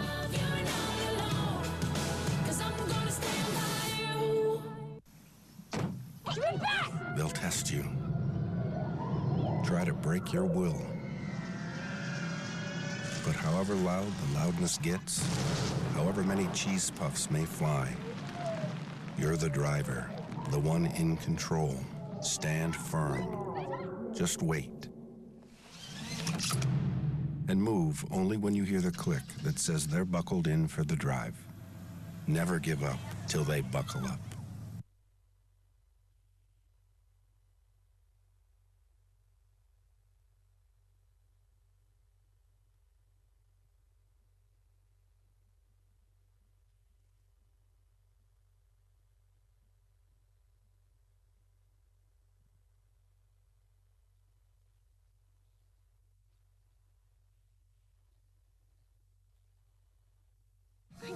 I'm a scientist. Recycling takes a team. Why don't you let me and me help you out? Everyone plays a part. Don't trash I love taking stuff apart and building new things out of it. what could be treasure. How's my most advanced hand? This is awesome. Don't You haven't seen anything yet. Give your cardboard box another life. Recycle. How can I help my daughter with her reading? Searching for help with dachshund breeding. Oh. Let me try. Sarah's bright, but when she's reading, she has trouble sounding out words. Playing world music. What? Wait, I was trying to show you how Sarah feels every day. Frustrating, isn't it? Redirecting to understood.org. Join parents and experts at understood.org, a free online resource about learning and attention issues to help your child thrive. Look at you. You're at the top of your game. You're unstoppable. Nothing can throw you off track. Wait, is that your car? Alvin and the Chipmunks want to remind you, bacteria can hide in food and make you ill.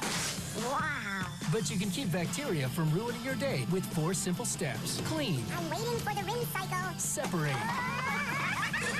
Cook. And chill. We chipmunks are notoriously tidy. Check your steps. The road trip to food safety starts at foodsafety.gov. So they say it's a man's world? I don't see anybody's name on it. While they were doing their thing, we slowly changed ours. Today, women can do anything men can do. And there's one thing we're even better at.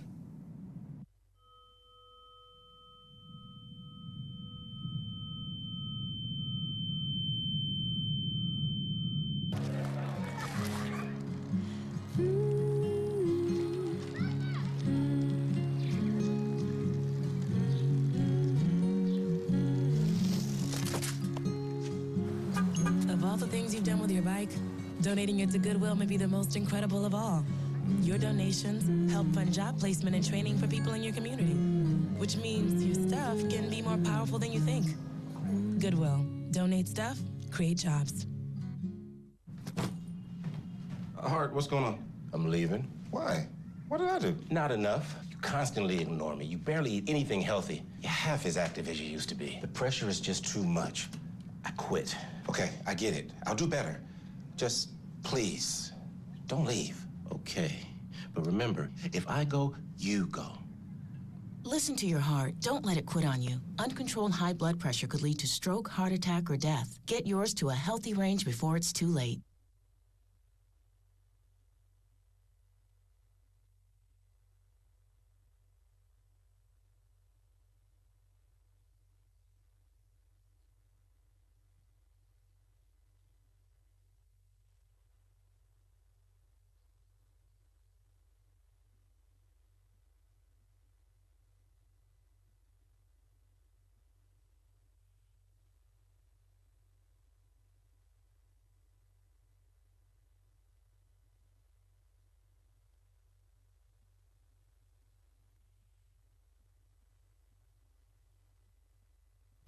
We're back, and we're just moments away from the start of the second half. No score between the Dolphins and St. Joe Patchogue. And, you know, Joe, it was a first half that the Dolphins had a couple of opportunities but could not convert, and they go into halftime scoreless once again. The Dolphins had most of the good opportunities, if not all of the good opportunities, in that first half. They outshot St. Joe's by a total of 5-1, and that disparity of only 4 shots not really indicative of the control the Dolphins had over that first half. They really controlled possession, really from start to finish. A few couple of minute spurts there where St. Joe's had the ball down in the attacking third, but other than that, the Dolphins really did a great job of keeping the ball away from the Golden Eagles.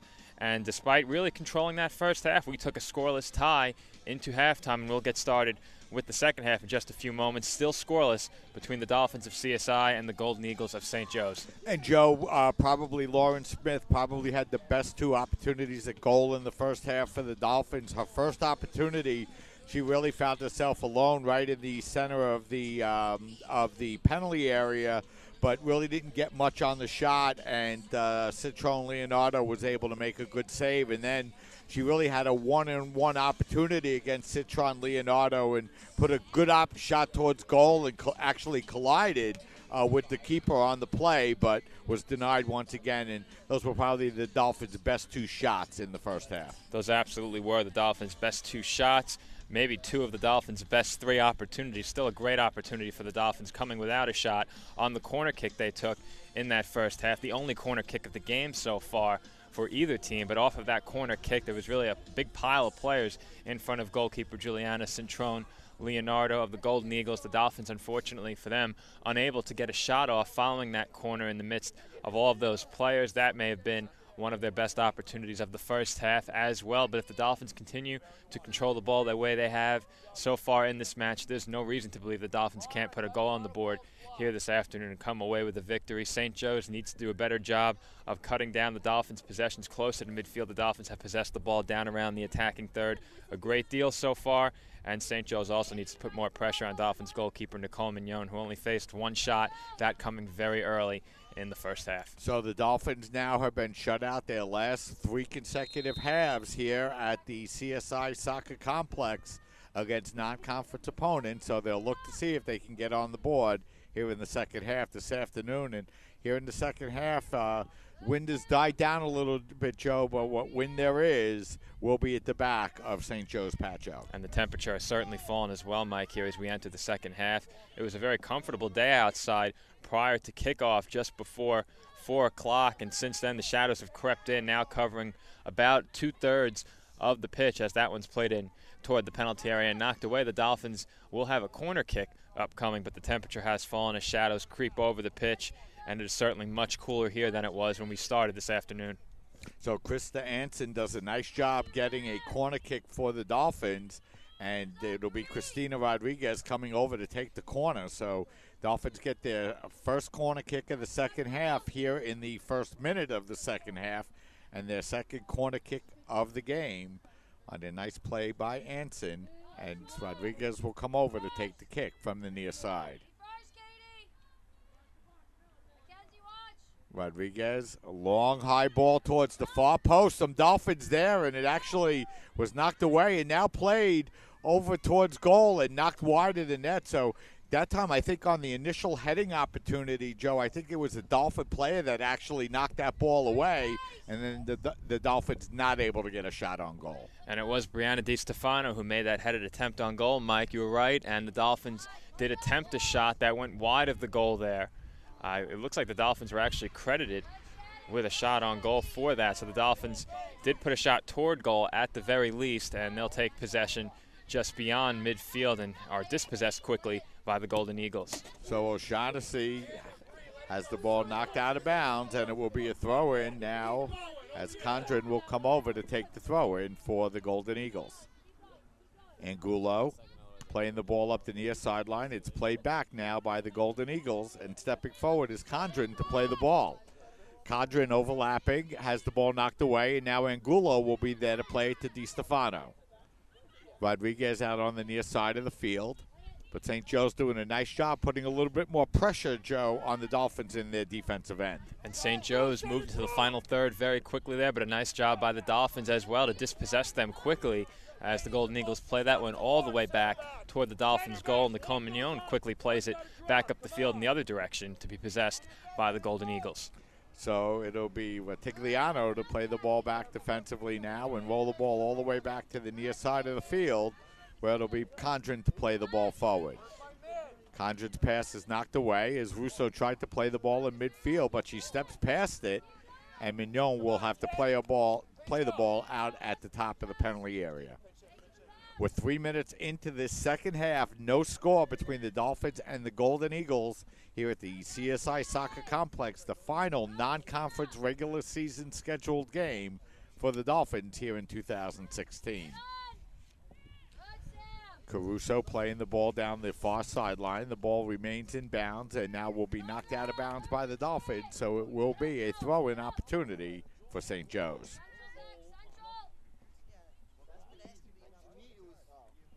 St. Joe's throwing the ball in, and now we'll look to play the ball up the far sideline.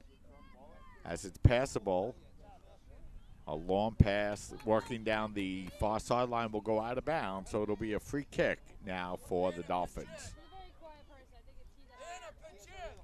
So the Dolphins had a little bit of an opportunity off the corner kick, Joe, but the Golden Eagles doing a nice job since then, moving the ball down onto the Dolphin side of the field. They've kept the ball away from the Dolphins since that corner kick, as that one's played weakly out in front. Possession gained by the Golden Eagles, and a nice job there by Rebecca Deloy to play the ball back the other way toward midfield. And it will be Caitlin Russo who plays it ahead once again for the Dolphins. Rodriguez skying the ball up high towards the penalty area, where it'll be knocked away and played all the way back on the defensive side of the field by Angulo. Her pass will be knocked out of bounds, but she'll come over to throw the ball in over to Rodriguez. Rodriguez getting the ball up over to Anson. A couple plays collide, nothing called on the play. And now the Golden Eagles will look to play it out towards midfield, where Mulligan will knock it back towards the St. Joe's side of the field. And here come the Bears with a nice pass, that time looking for Gagliardi, but the pass a little bit too far ahead, and Mignon is there to play it for the Dolphins. And we've seen the Golden Eagles look to play the ball ahead over that Dolphins back line several times. A nice job there once again by the Dolphins, allowing that ball to head over right to their goalkeeper, Nicole Mignon, when necessary. They've cut those passes down, and a great job by CSI so far defensively here this afternoon. So now it's Sandor on the far side of the field. Sandor gets the ball up over to Russo. Russo charging towards the center of the field, but a nice defensive play that time by Caruso to take the ball away. Condren with the ball. Condren across the midfield line. She feeds it up, tries to get it past Angulo. Angulo will knock the ball out of bounds, and the Dolphins will end up with the throw-in. Rodriguez.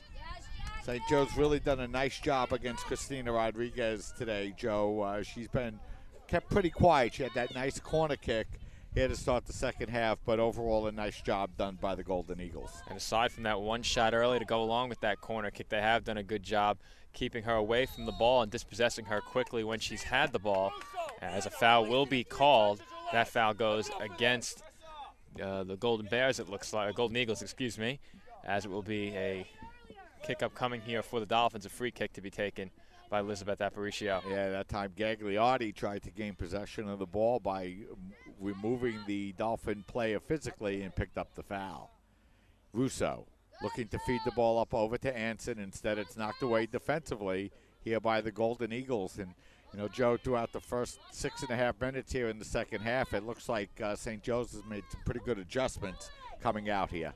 It does. We've seen a lot more play to the left of midfield, which is now where the Dolphins' goal is located, of course. Both teams switching sides. We saw a lot of play to our left as well in the first half as the Dolphins controlled possession. But right now, it's the Golden Eagles who have done a good job maintaining possession and control of the ball so far here in the second half. Mignon getting the ball down on the near side up over to Rodriguez, but a nice play by O'Shaughnessy to come away with possession as Di Stefano now swings it out towards the near side, but out of bounds.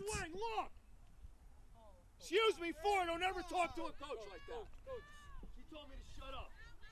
Condren will throw the ball inbounds here for the Dolphins. So CSI to throw the ball in here, Joe, with 37-32 remaining here in the second half. No score between the Dolphins and the Golden Eagles. Ball played up over the near side, and we're going to have a whistle and a push called on Rodriguez, and this will be a free kick opportunity for St. Joe's. And Joe, with the wind at their back, a good opportunity to play it inside if they choose to. As we'll have a whistle following that free kick being taken. Yeah, I don't think Rodriguez was back far enough on the play, so it'll be another opportunity now for Katie Condren to take the free kick.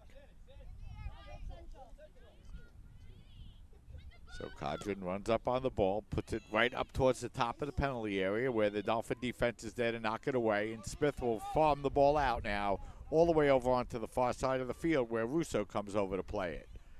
Russo, a long pass looking for Sandor, too far ahead, and Caruso will come over to knock the ball back down the far sideline where Russo comes over to regain possession for the Dolphins.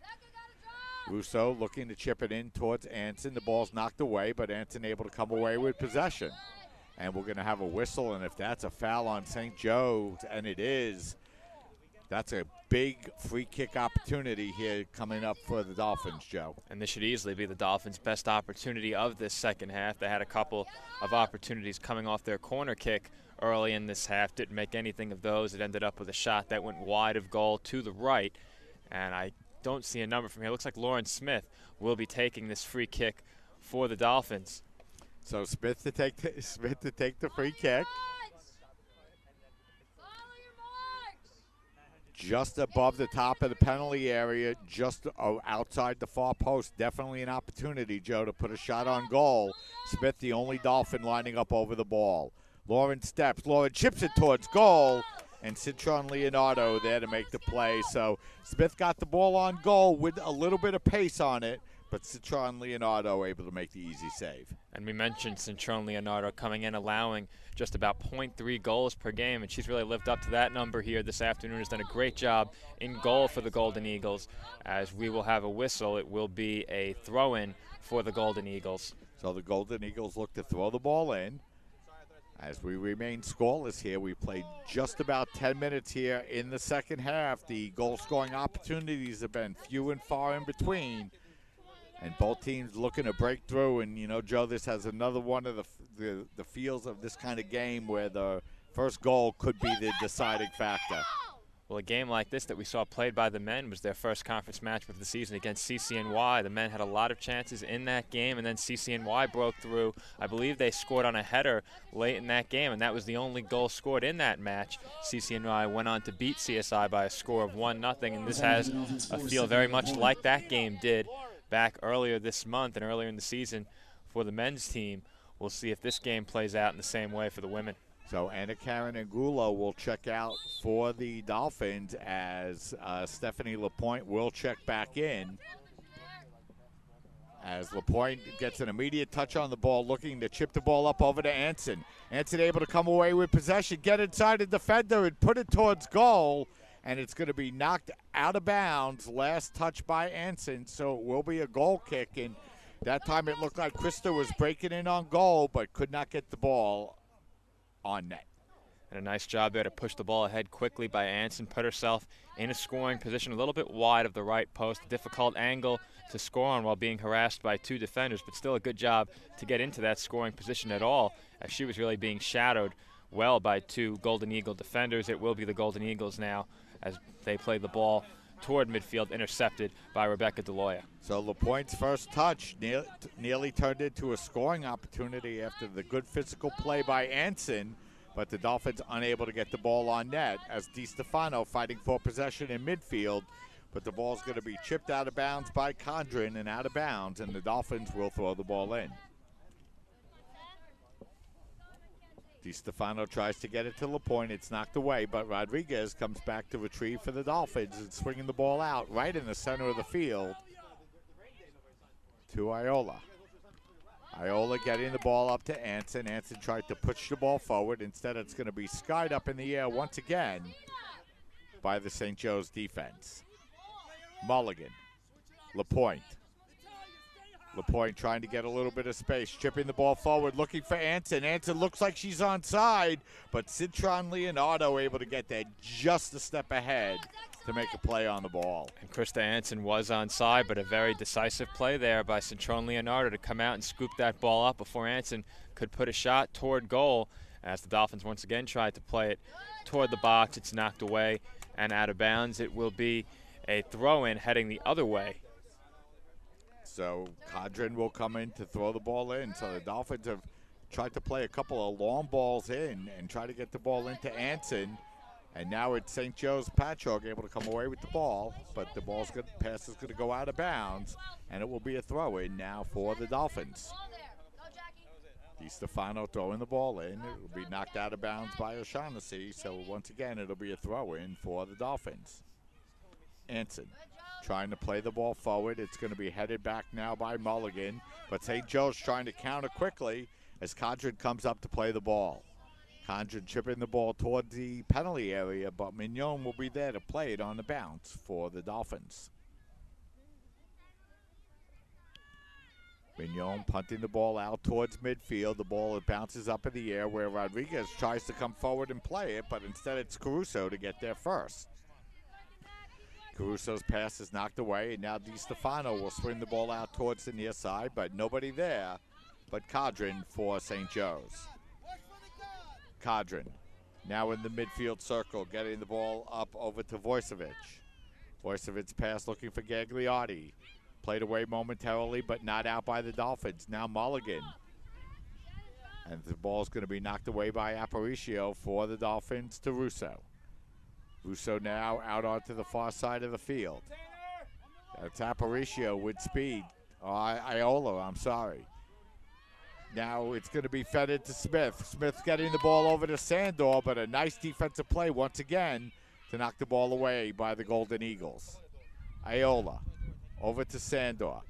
Ball's going to be chipped in towards the box, but out of bounds, so it'll be a free kick now for the Golden Eagles. So that time, Iola came up from her fullback position, Joe, but the Dolphins couldn't get the big scoring opportunity. And that was a very strong sequence there for Rebecca DeLoya, running the ball up along the far sideline, then making a key pass that put the Dolphins into a scoring position. Unfortunately for them, Natalia Sandor was dispossessed as she entered the penalty area, but still Very nicely done there by Rebecca Deloya to put the Dolphins in a position to potentially put the first goal of this match on the board. It will be Christina Rodriguez now handling the ball for CSI along the far sideline as she's dispossessed. Possession back to the Golden Eagles. As the Dolphins try to come away with the steal, instead the ball gets passed, but a nice play by Mulligan to come over and cut off the charging Golden Eagle player.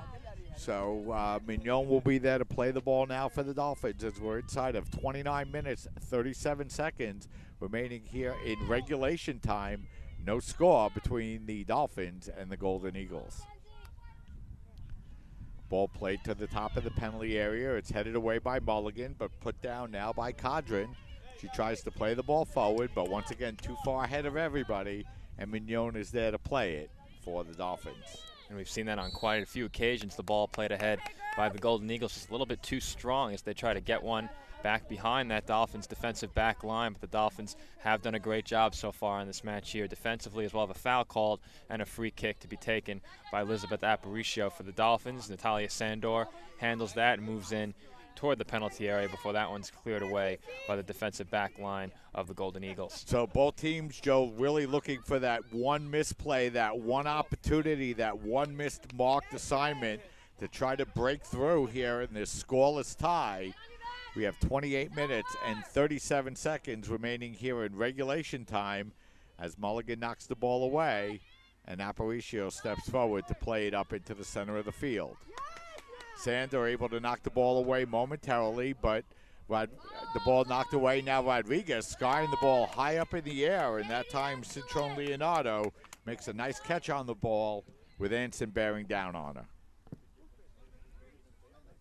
Ball played up down the near sideline. It'll roll out of bounds, and it will be a throw in here for the Dolphins. But first, Jennifer Casenza will check into the game, and this time she'll replace Caitlin Russo. And you mentioned, Mike, that it may be the first team that capitalizes on an opportunity that comes away with the victory here in this match. And as we get later and later into the second half, it looks more and more like that may be the case. But it has been the Dolphins so far who have had more opportunities in this match. And unfortunately for them, they've been unable to convert on any of those. A couple of those chances they had were very high-quality chances. You mentioned the two by Lauren Smith earlier in the match during the first half. So we'll see if the Dolphins continue to get opportunities at that rate. They haven't so far here in the second half as the Golden Eagles now move into the final third. So here comes St. Joe's looking to attack as Aparicio able to come away with the ball, and she's just going to play it out of bounds along the far sideline, and St. Joe's will have an opportunity to throw the ball in.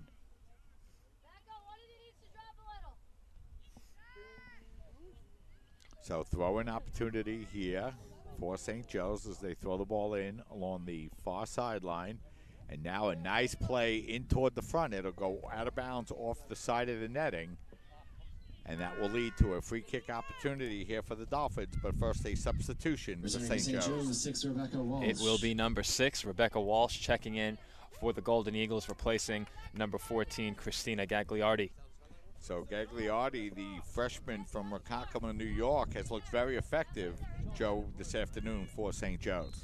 She has, and in a game where their attack time has been limited, she has made an impact for them here in this match this afternoon. We'll see if Walsh can provide a spark off the bench. She did get some minutes in the first half as well, but St. Joe's really looking for some offense here late in the second half. They really haven't had any sustained possession, have really failed to control this match at any point throughout. The Dolphins have been the aggressors and have been in control really from the start. It's been a better second half for the Golden Eagles, but the Dolphins are the team that continues to put the pressure on the opposing goalkeeper, and that's how you end up with goals. We'll see if either team can break through. So it'll be DiStefano to throw the ball in as she gets the ball up over to LaPointe. As teams trade possession in midfield now, as both teams are looking to break through here. Scoreless between the Dolphins and St. Joe's as Aparicio will head that ball back into the center of the field where Shannon Condren will be there to play it for St. Joe's. DiStefano fighting for possession with Nitre. Pair of 22s go at it. The ball goes out of bounds, and it will be a throw-in here for the Dolphins.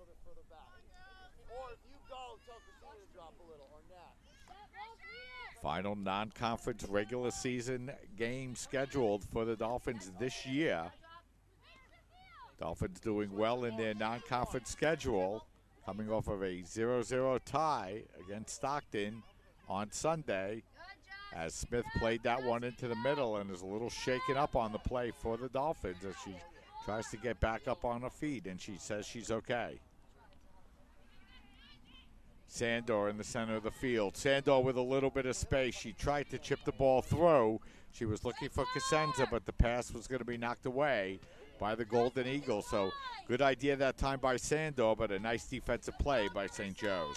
And St. Joe's has done a good job defensively here in the second half. The Dolphins haven't had nearly as many opportunities as they did in the first half, but they need to take another step from that, control the ball a bit more in this half of the field to our left. Of course, that will put more pressure on Dolphins goalkeeper Nicole Mignon, who's only faced, I believe, one shot so far here. Definitely one shot on goal, as it says on the official scoreboard. So with about 24 minutes to go here in the second half, St. Joe's really needs to look to get going offensively and put some pressure on Nicole Mignon of the Dolphins. So the Dolphins try to play the ball forward, but St. Joe's has been doing a nice job attacking the Dolphins, and the Dolphins not with many players on the offensive side of the field, and now it's Shannon Condren with a little bit of space.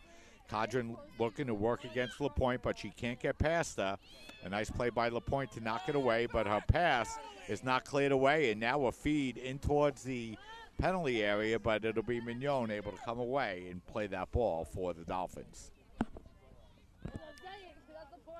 So Mignon will take the free kick down the far sideline as the ball bounces past Cosenza, and both teams fight for possession of it, and now it's Sandor to come away with the ball for the Dolphins. Sandor's pass is going to be played by O'Shaughnessy as both teams struggling to put together a series of passes here, as now it'll be Iola on the far side of the field. Now the Dolphins looking to build up right through the center of the field as the pass goes to Cosenza. Cosenza turning. Cosenza feeding the ball out onto the far side of the field, but the pass is going to be played a little bit too far ahead that time by Iola, and it will be a free kick opportunity for St. Joe's. And that touch a bit too strong by Deloya. And speaking of shots, as we were just a moment ago, you saw the graphic on your screen. CSI leading in shots 8-1, 7 on goal for the Dolphins. The only shot of the game taken by the Golden Eagles was on goal as well. It will be Christina Rodriguez playing it ahead for the Dolphins. Yeah, Rodriguez played it ahead to Cosenza, but the flag did go up by the linesman for the offsides. 23 minutes, 20 seconds remaining here in the second half, and no score. As the clock continues to wind, is that clearing it? That free kick is played by Rodriguez, and a shot and a goal! Christina Rodriguez with a beautiful play as Citron Leonardo had the free kick. She played it right into the center of the field. Rodriguez was there to pick it off, and she made no mistake, Joe, drilling it just under the crossbar to pick up the goal and give the College of Staten Island a 1-0 lead. And what a tremendous shot by Christina Rodriguez, left-footed just under the crossbar and over the outstretched arms of Juliana Cintrone Leonardo, who, as we mentioned earlier, was allowing 0.3 goals per game this season, had shutouts in her only 2 starts. That shutout streak will come to an end here this afternoon as the College of Staten Island has taken a 1-0 lead with just over 22 minutes to go here in the second half. So Christina Rodriguez will pick up her 5th goal of the year. That will be unassisted, as Citron Leonardo had the free kick opportunity. She played it right down the center of the field. Rodriguez was there to steal it, and she made no mistake, and that was a beautiful shot right underneath the crossbar. It was absolutely a great shot by Rodriguez, and all of the great chances the Dolphins had in the first half and failed to capitalize on. It's only fitting that would be the opportunity they take advantage of. A much longer range shot attempt by Rodriguez. Perhaps Cintrone Leonardo caught a bit flat-footed on that one as she played the ball right ahead, and Rodriguez able to intercept it, immediately put the shot on goal. A great shot it was, and into the back of the net, giving the Dolphins the 1-0 lead. And Joe, with 21 minutes and 25 seconds remaining here in the second half, that could open things up and make for a nice, entertaining 21 minutes of soccer. It should. Now St. Joe's will really be forced to get on the attack, play a bit more aggressive. We'll see if the Dolphins can take advantage of that or if they just look to protect this 1-goal lead. Either way, we should be in for a very entertaining final 21 minutes. So the ball's going to be played by Walsh now in the middle of the field as she swings it out on the far side over to Soto, who's just checked into the game. So they're looking to play the ball forward, but instead it'll be D'Aloia to knock the ball away and out of bounds, and now it'll be a throw-in here for St. Joe's. So still a lot of time remaining, Joe, here in the second half. There's plenty of time left for St. Joe's to get things right on the attack, and they've possessed the ball more in the second half than they did in the first half. Unfortunately, they haven't done much in stringing together passes down around the penalty area in the attacking third. Instead, they've looked to play the ball ahead and really make all that ground up with one pass, push the ball ahead that way, and unfortunately it hasn't worked out. The Dolphins' back line has done a great job cutting down those long passes over the top. As the Dolphins now play it ahead, it may be an opportunity upcoming for Jennifer Cosenza. As Cosenza turns and shoots off the nice feed that time by Anson, but a nice save that time by Cintron Leonardo. So Dolphins create a quick opportunity off the counterattack, but a nice play that time to keep the score 1-0. So the ball will be played up down the far sideline as the Dolphins try to play it forward. It'll be knocked out of bounds. Last touch by the Golden Eagles, so it'll be a throw-in for the Dolphins. But first we'll have a substitution for each team. And entering for the Dolphins will be number 5, Anna Karen Angulo. For the Golden Eagles, entering was number 14, Christina Gagliardi. She replaces number 22, Mackenzie Niatre, and checking out for the Dolphins is number 2, Lauren Smith. So Gagliardi will check in. She's been one of the more effective offensive players for the Golden Eagles here this afternoon. And for the Dolphins, Anna Karen Angulo will check in for Lauren Smith. And this time Coach Panetti looking to shade things on the defensive side, replacing Smith with Angulo. So it looks as if the Dolphins' focus will be on protecting this lead. And why shouldn't it be, as St. Joe's really has struggled to get good opportunities down around the Dolphins' goal, and the Dolphins have controlled possession.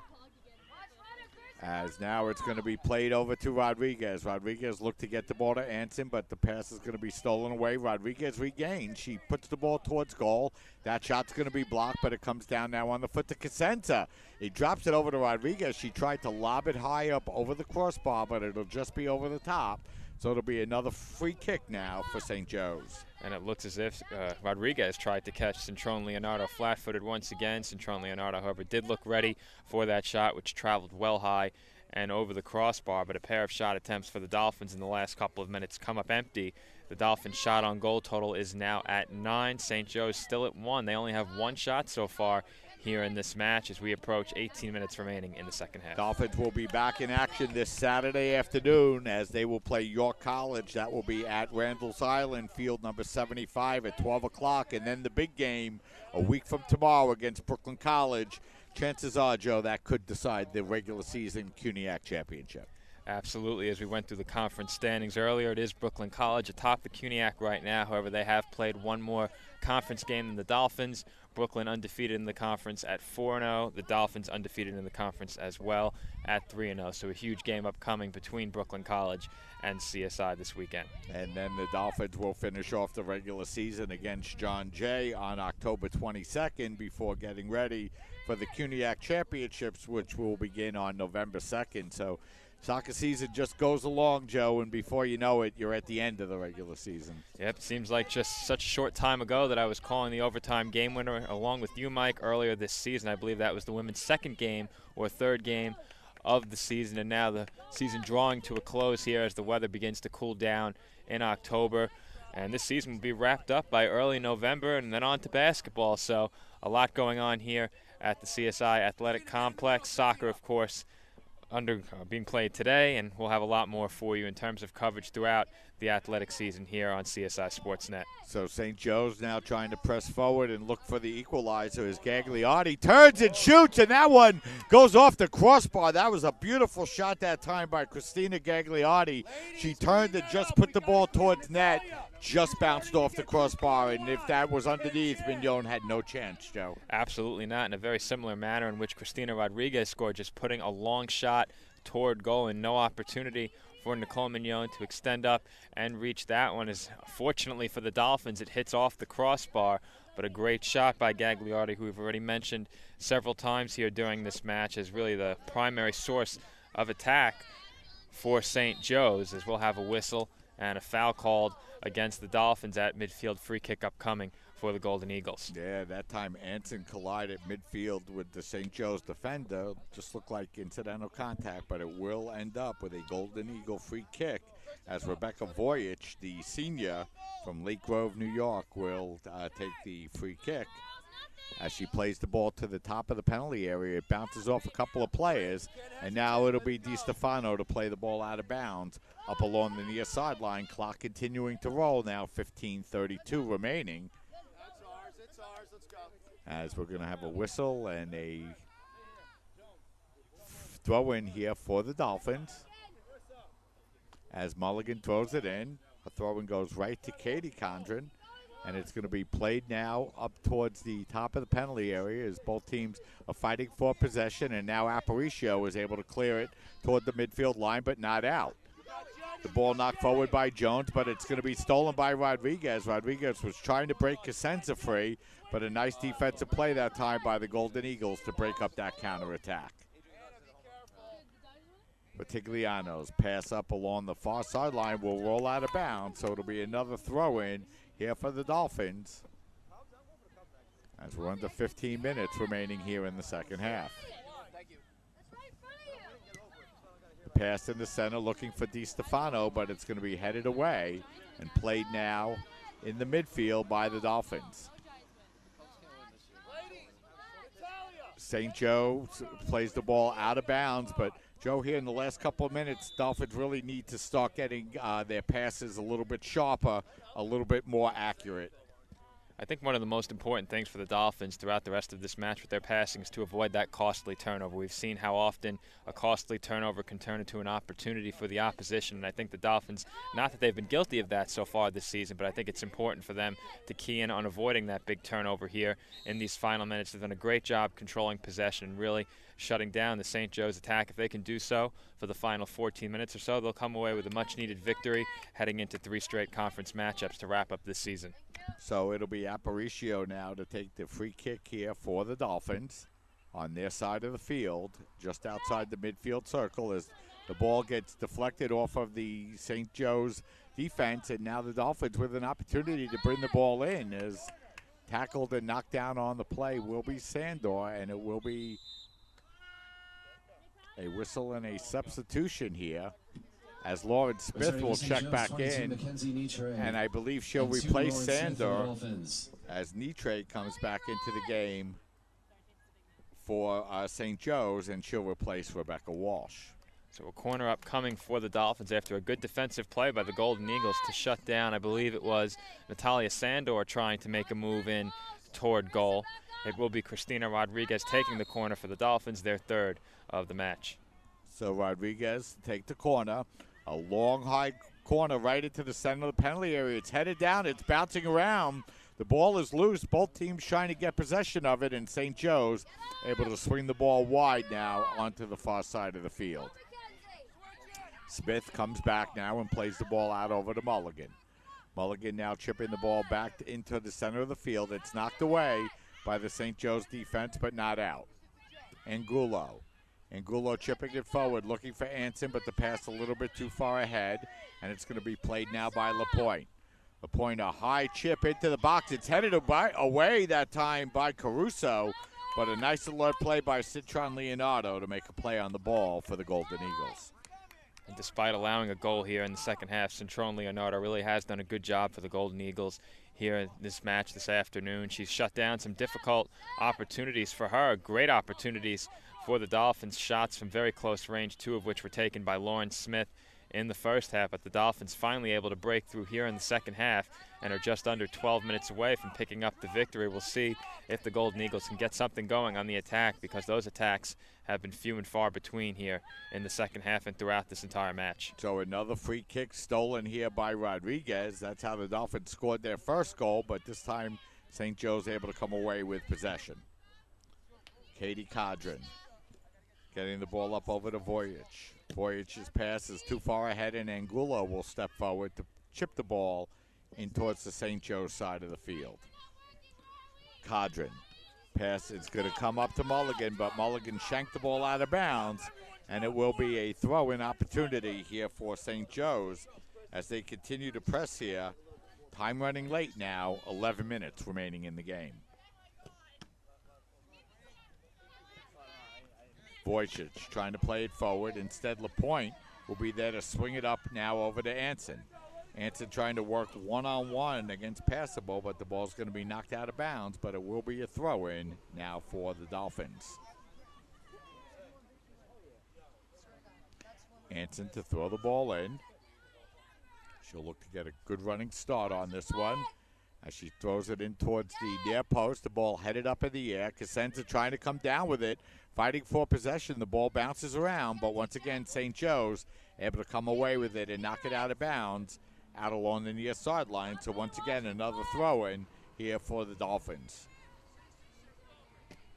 Anson, this time a little bit of a harder throw-in, as the ball's going to be headed towards the goal line. And a nice play that time by the Golden Eagle defense to avoid the corner and force the Dolphins to throw it in once again. And the throw-ins by Krista Anson have been nearly as effective as the Dolphin corners, able to play the ball into the penalty area off that throw-in. As Anson's throw-in is redirected right back toward her, she plays it into the middle of the field for Christina Rodriguez. So Rodriguez will play it. D'Aola will chip the ball towards goal, but once again, Citron Leonardo will be there to make the play for St. Joe's.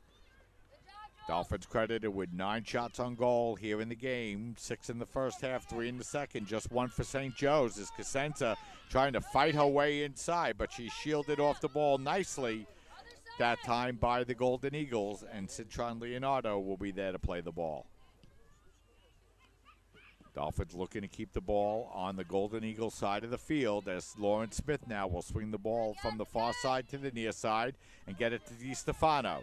DiStefano, a beautiful pass to Anson. She had some room at the near post, but the shot goes just wide. Big opportunity that time for the Dolphins as Anson had room, but Krista's shot went just wide. And that may have been the Dolphins' best opportunity of the second half, the closest range shot they've taken here in the second half, as they've had a tough time putting shots on goal in half number 2 as compared to half number 1. That one off the foot of Krista Anson went wide, and she regained possession once again there, but it's played by Citron Leonardo, who will now take this punt out toward midfield for the Golden Eagles as we approach 8 minutes remaining here in the second half. So Krista had the ball on her feet a couple of times and pretty good scoring opportunity. Didn't really get the finish that she wants.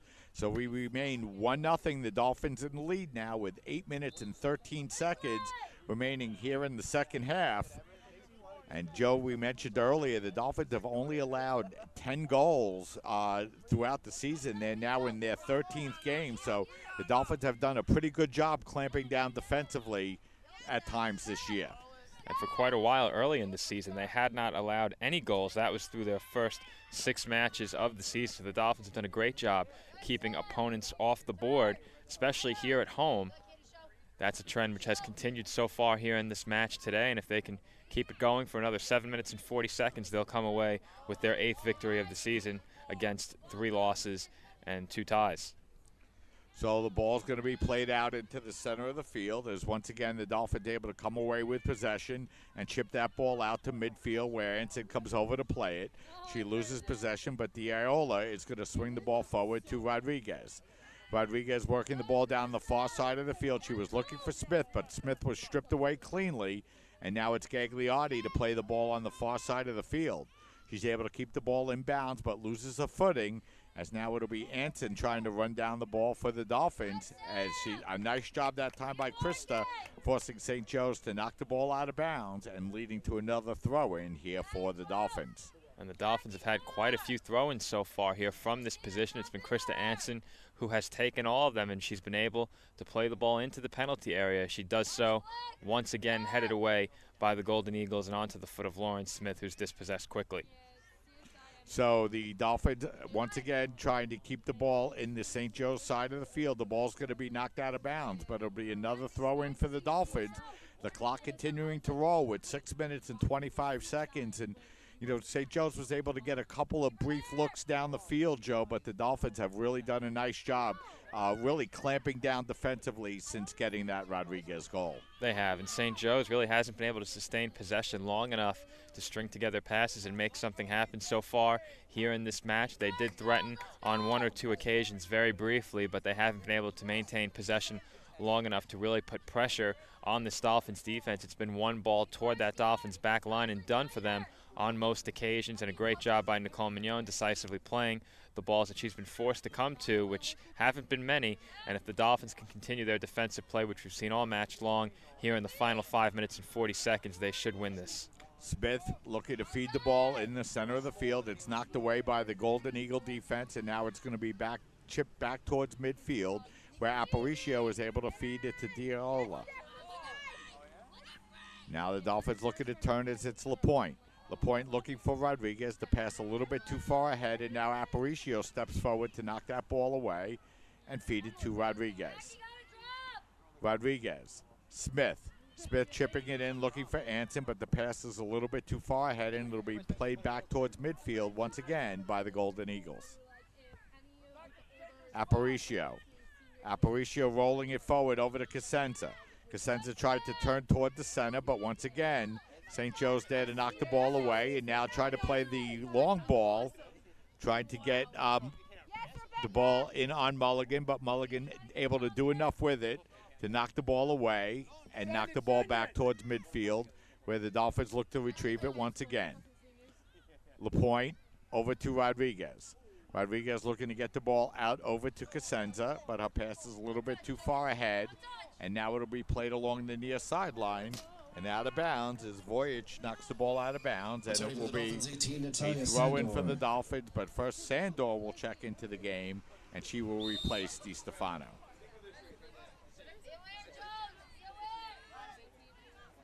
Four minutes, 10 seconds remaining here in the game as Sandor gets the ball from Cosenza off the throw-in, and now St. Joe's able to come away with possession of the ball. Both teams fighting in midfield as Sandor looking to get the ball by, but instead it's going to be knocked away, and O'Shaughnessy will be there to play it momentarily before the ball is knocked away by LaPointe and out of bounds, but it'll be a throw-in once again for the Dolphins. Clock continuing to roll now, 3:40 remaining in the game, as Condon knocks down Sandor on the play, and it will be a foul on the Golden Eagles. And time running out on St. Joe's here. We're under 3.5 minutes to go in the second half with this free kick upcoming for the Dolphins. So Angulo to take the free kick now as she plays it in toward the center of the field. Anson able to chip it for Cosenza. Cosenza able to break in towards Citron Leonardo, but she's able once again to come out and make the play on the ball and keep this a 1-0 game.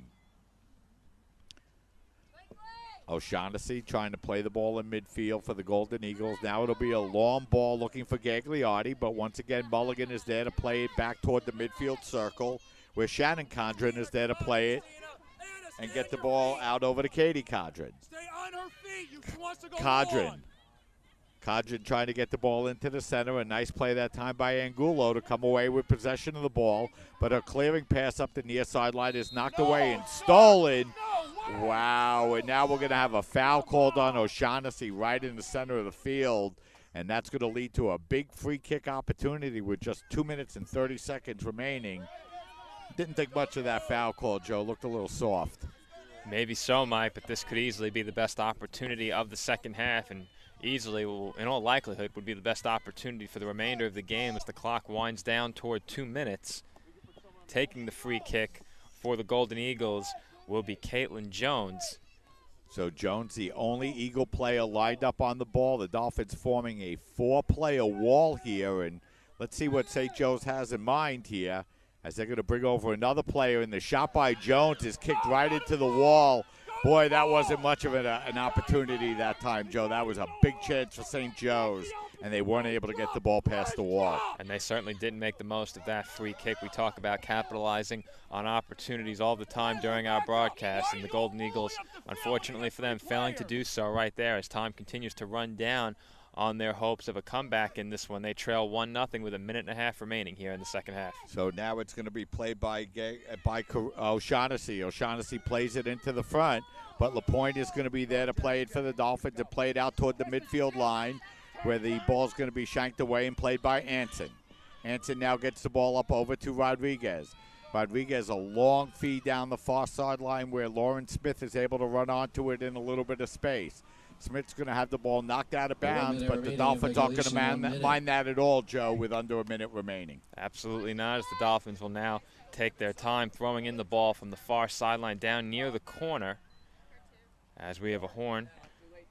And it's too late for the substitution. As the Dolphins inbound the ball now with 48 seconds remaining, as the ball's going to be played up toward the penalty area, and we're going to have a whistle as one of the Dolphin players is down with just 42 seconds remaining in the game. The clock continues to roll as the official signals the clock to stop now with 36 seconds remaining. So with just 36 seconds remaining and the Dolphins in a position to have a free kick, the clock continues to wind now.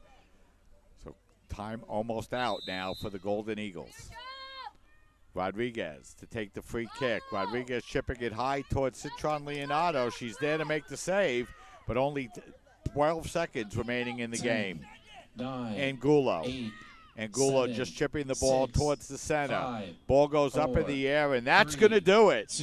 The College of Staten Island extends their unbeaten streak to 3 as they're able to defeat St. Joe's Patchogue by a final score of 1-0. And Joe, once again, the Dolphins able to get another shutout here this afternoon. And a great effort from the Dolphins all around. Defensively, they really did a great job of shutting down the attack of the Golden Eagles. On the attack themselves, they had a lot of quality chances, more so in the first half than the second, but it was the goal by Christina Rodriguez in the second half which proved to be the difference in this match here tonight. The Dolphins winning by a final score of 1-0. A very strong effort across the board from CSI. They improved to 8-3-2 on the season. The Golden Eagles of St. Joe's Long Island fall to 4-9-1, suffering their first road defeat of the season, along with 2 defeats in games played at neutral sites. So the College of Staten Island wins their final regular season non-conference game as they beat St. Joe's Patchogue by a final score of 1-0, and 3 games left for the Dolphins, Joe, all in the conference. 3 big conference matchups remaining for the Dolphins. They really control their own destiny in regards to seeding during the CUNYAC tournament. Should they win all 3 of those conference matchups, they would be unbeaten in the conference on the season and secure the top spot in CUNYAC tournament seeding. Of course, you want one of those top 2 seeds if you can secure it. And the Dolphins look well on their way to doing so, having not suffered a defeat in the conference this season. The big game of those 3 remaining matches will be played against Brooklyn College 1 week from tomorrow on the road on October 19th at 6:30 p.m. start again that game on the road. So we won't have coverage of that one for you here on CSI Sportsnet. But should the Dolphins win that game, they will have a chance to clinch the top spot in the CUNYAC Conference with a win over John Jay in their final home game of the season here at the CSI Soccer Complex. That game will be played on Saturday, October 22nd. Coverage beginning at 1:45 p.m. for that one here on CSI Sportsnet. And Joe, will be right back in action tomorrow as the men's team will take on Stevens Institute, and then as the men get ready for their big pivotal game this Saturday against Lehman College on the road. And a big game for the men as well with CUNYAC conference implications. The top of the standings in the men's CUNYAC conference, a little bit more jumbled than in the women's CUNYAC. We take a look at the women's CUNYAC quickly as we just did for a moment. The top 2 teams unbeaten, Brooklyn and Staten Island. A lot more traffic near the top of the standings for the men. That game this weekend, a must-win for them in order to secure a top 2 seed in the CUNYAC conference. Even winning that game will not ensure them a top 2 spot, even should they win out the rest of the way by virtue of losing to CCNY. CCNY owns the tiebreaker over CSI. So a much more cloudy top of the standings in the CUNYAC conference for the men, but a win this weekend would go a long way in helping them secure one of the top 2 spots. You just mentioned, Mike, the men will be in action tomorrow as well against Stevens. That game we'll have for you here on CSI Sportsnet. Coverage beginning the same time as it did today at approximately 3:45 p.m.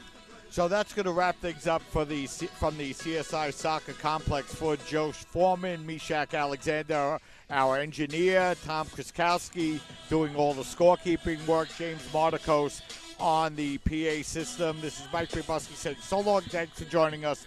Once again, our next broadcast tomorrow afternoon as the College of Staten Island gets ready to face Stevens Institute in their final regular season non-conference game of the season. Have a great afternoon, everybody. We'll see you tomorrow.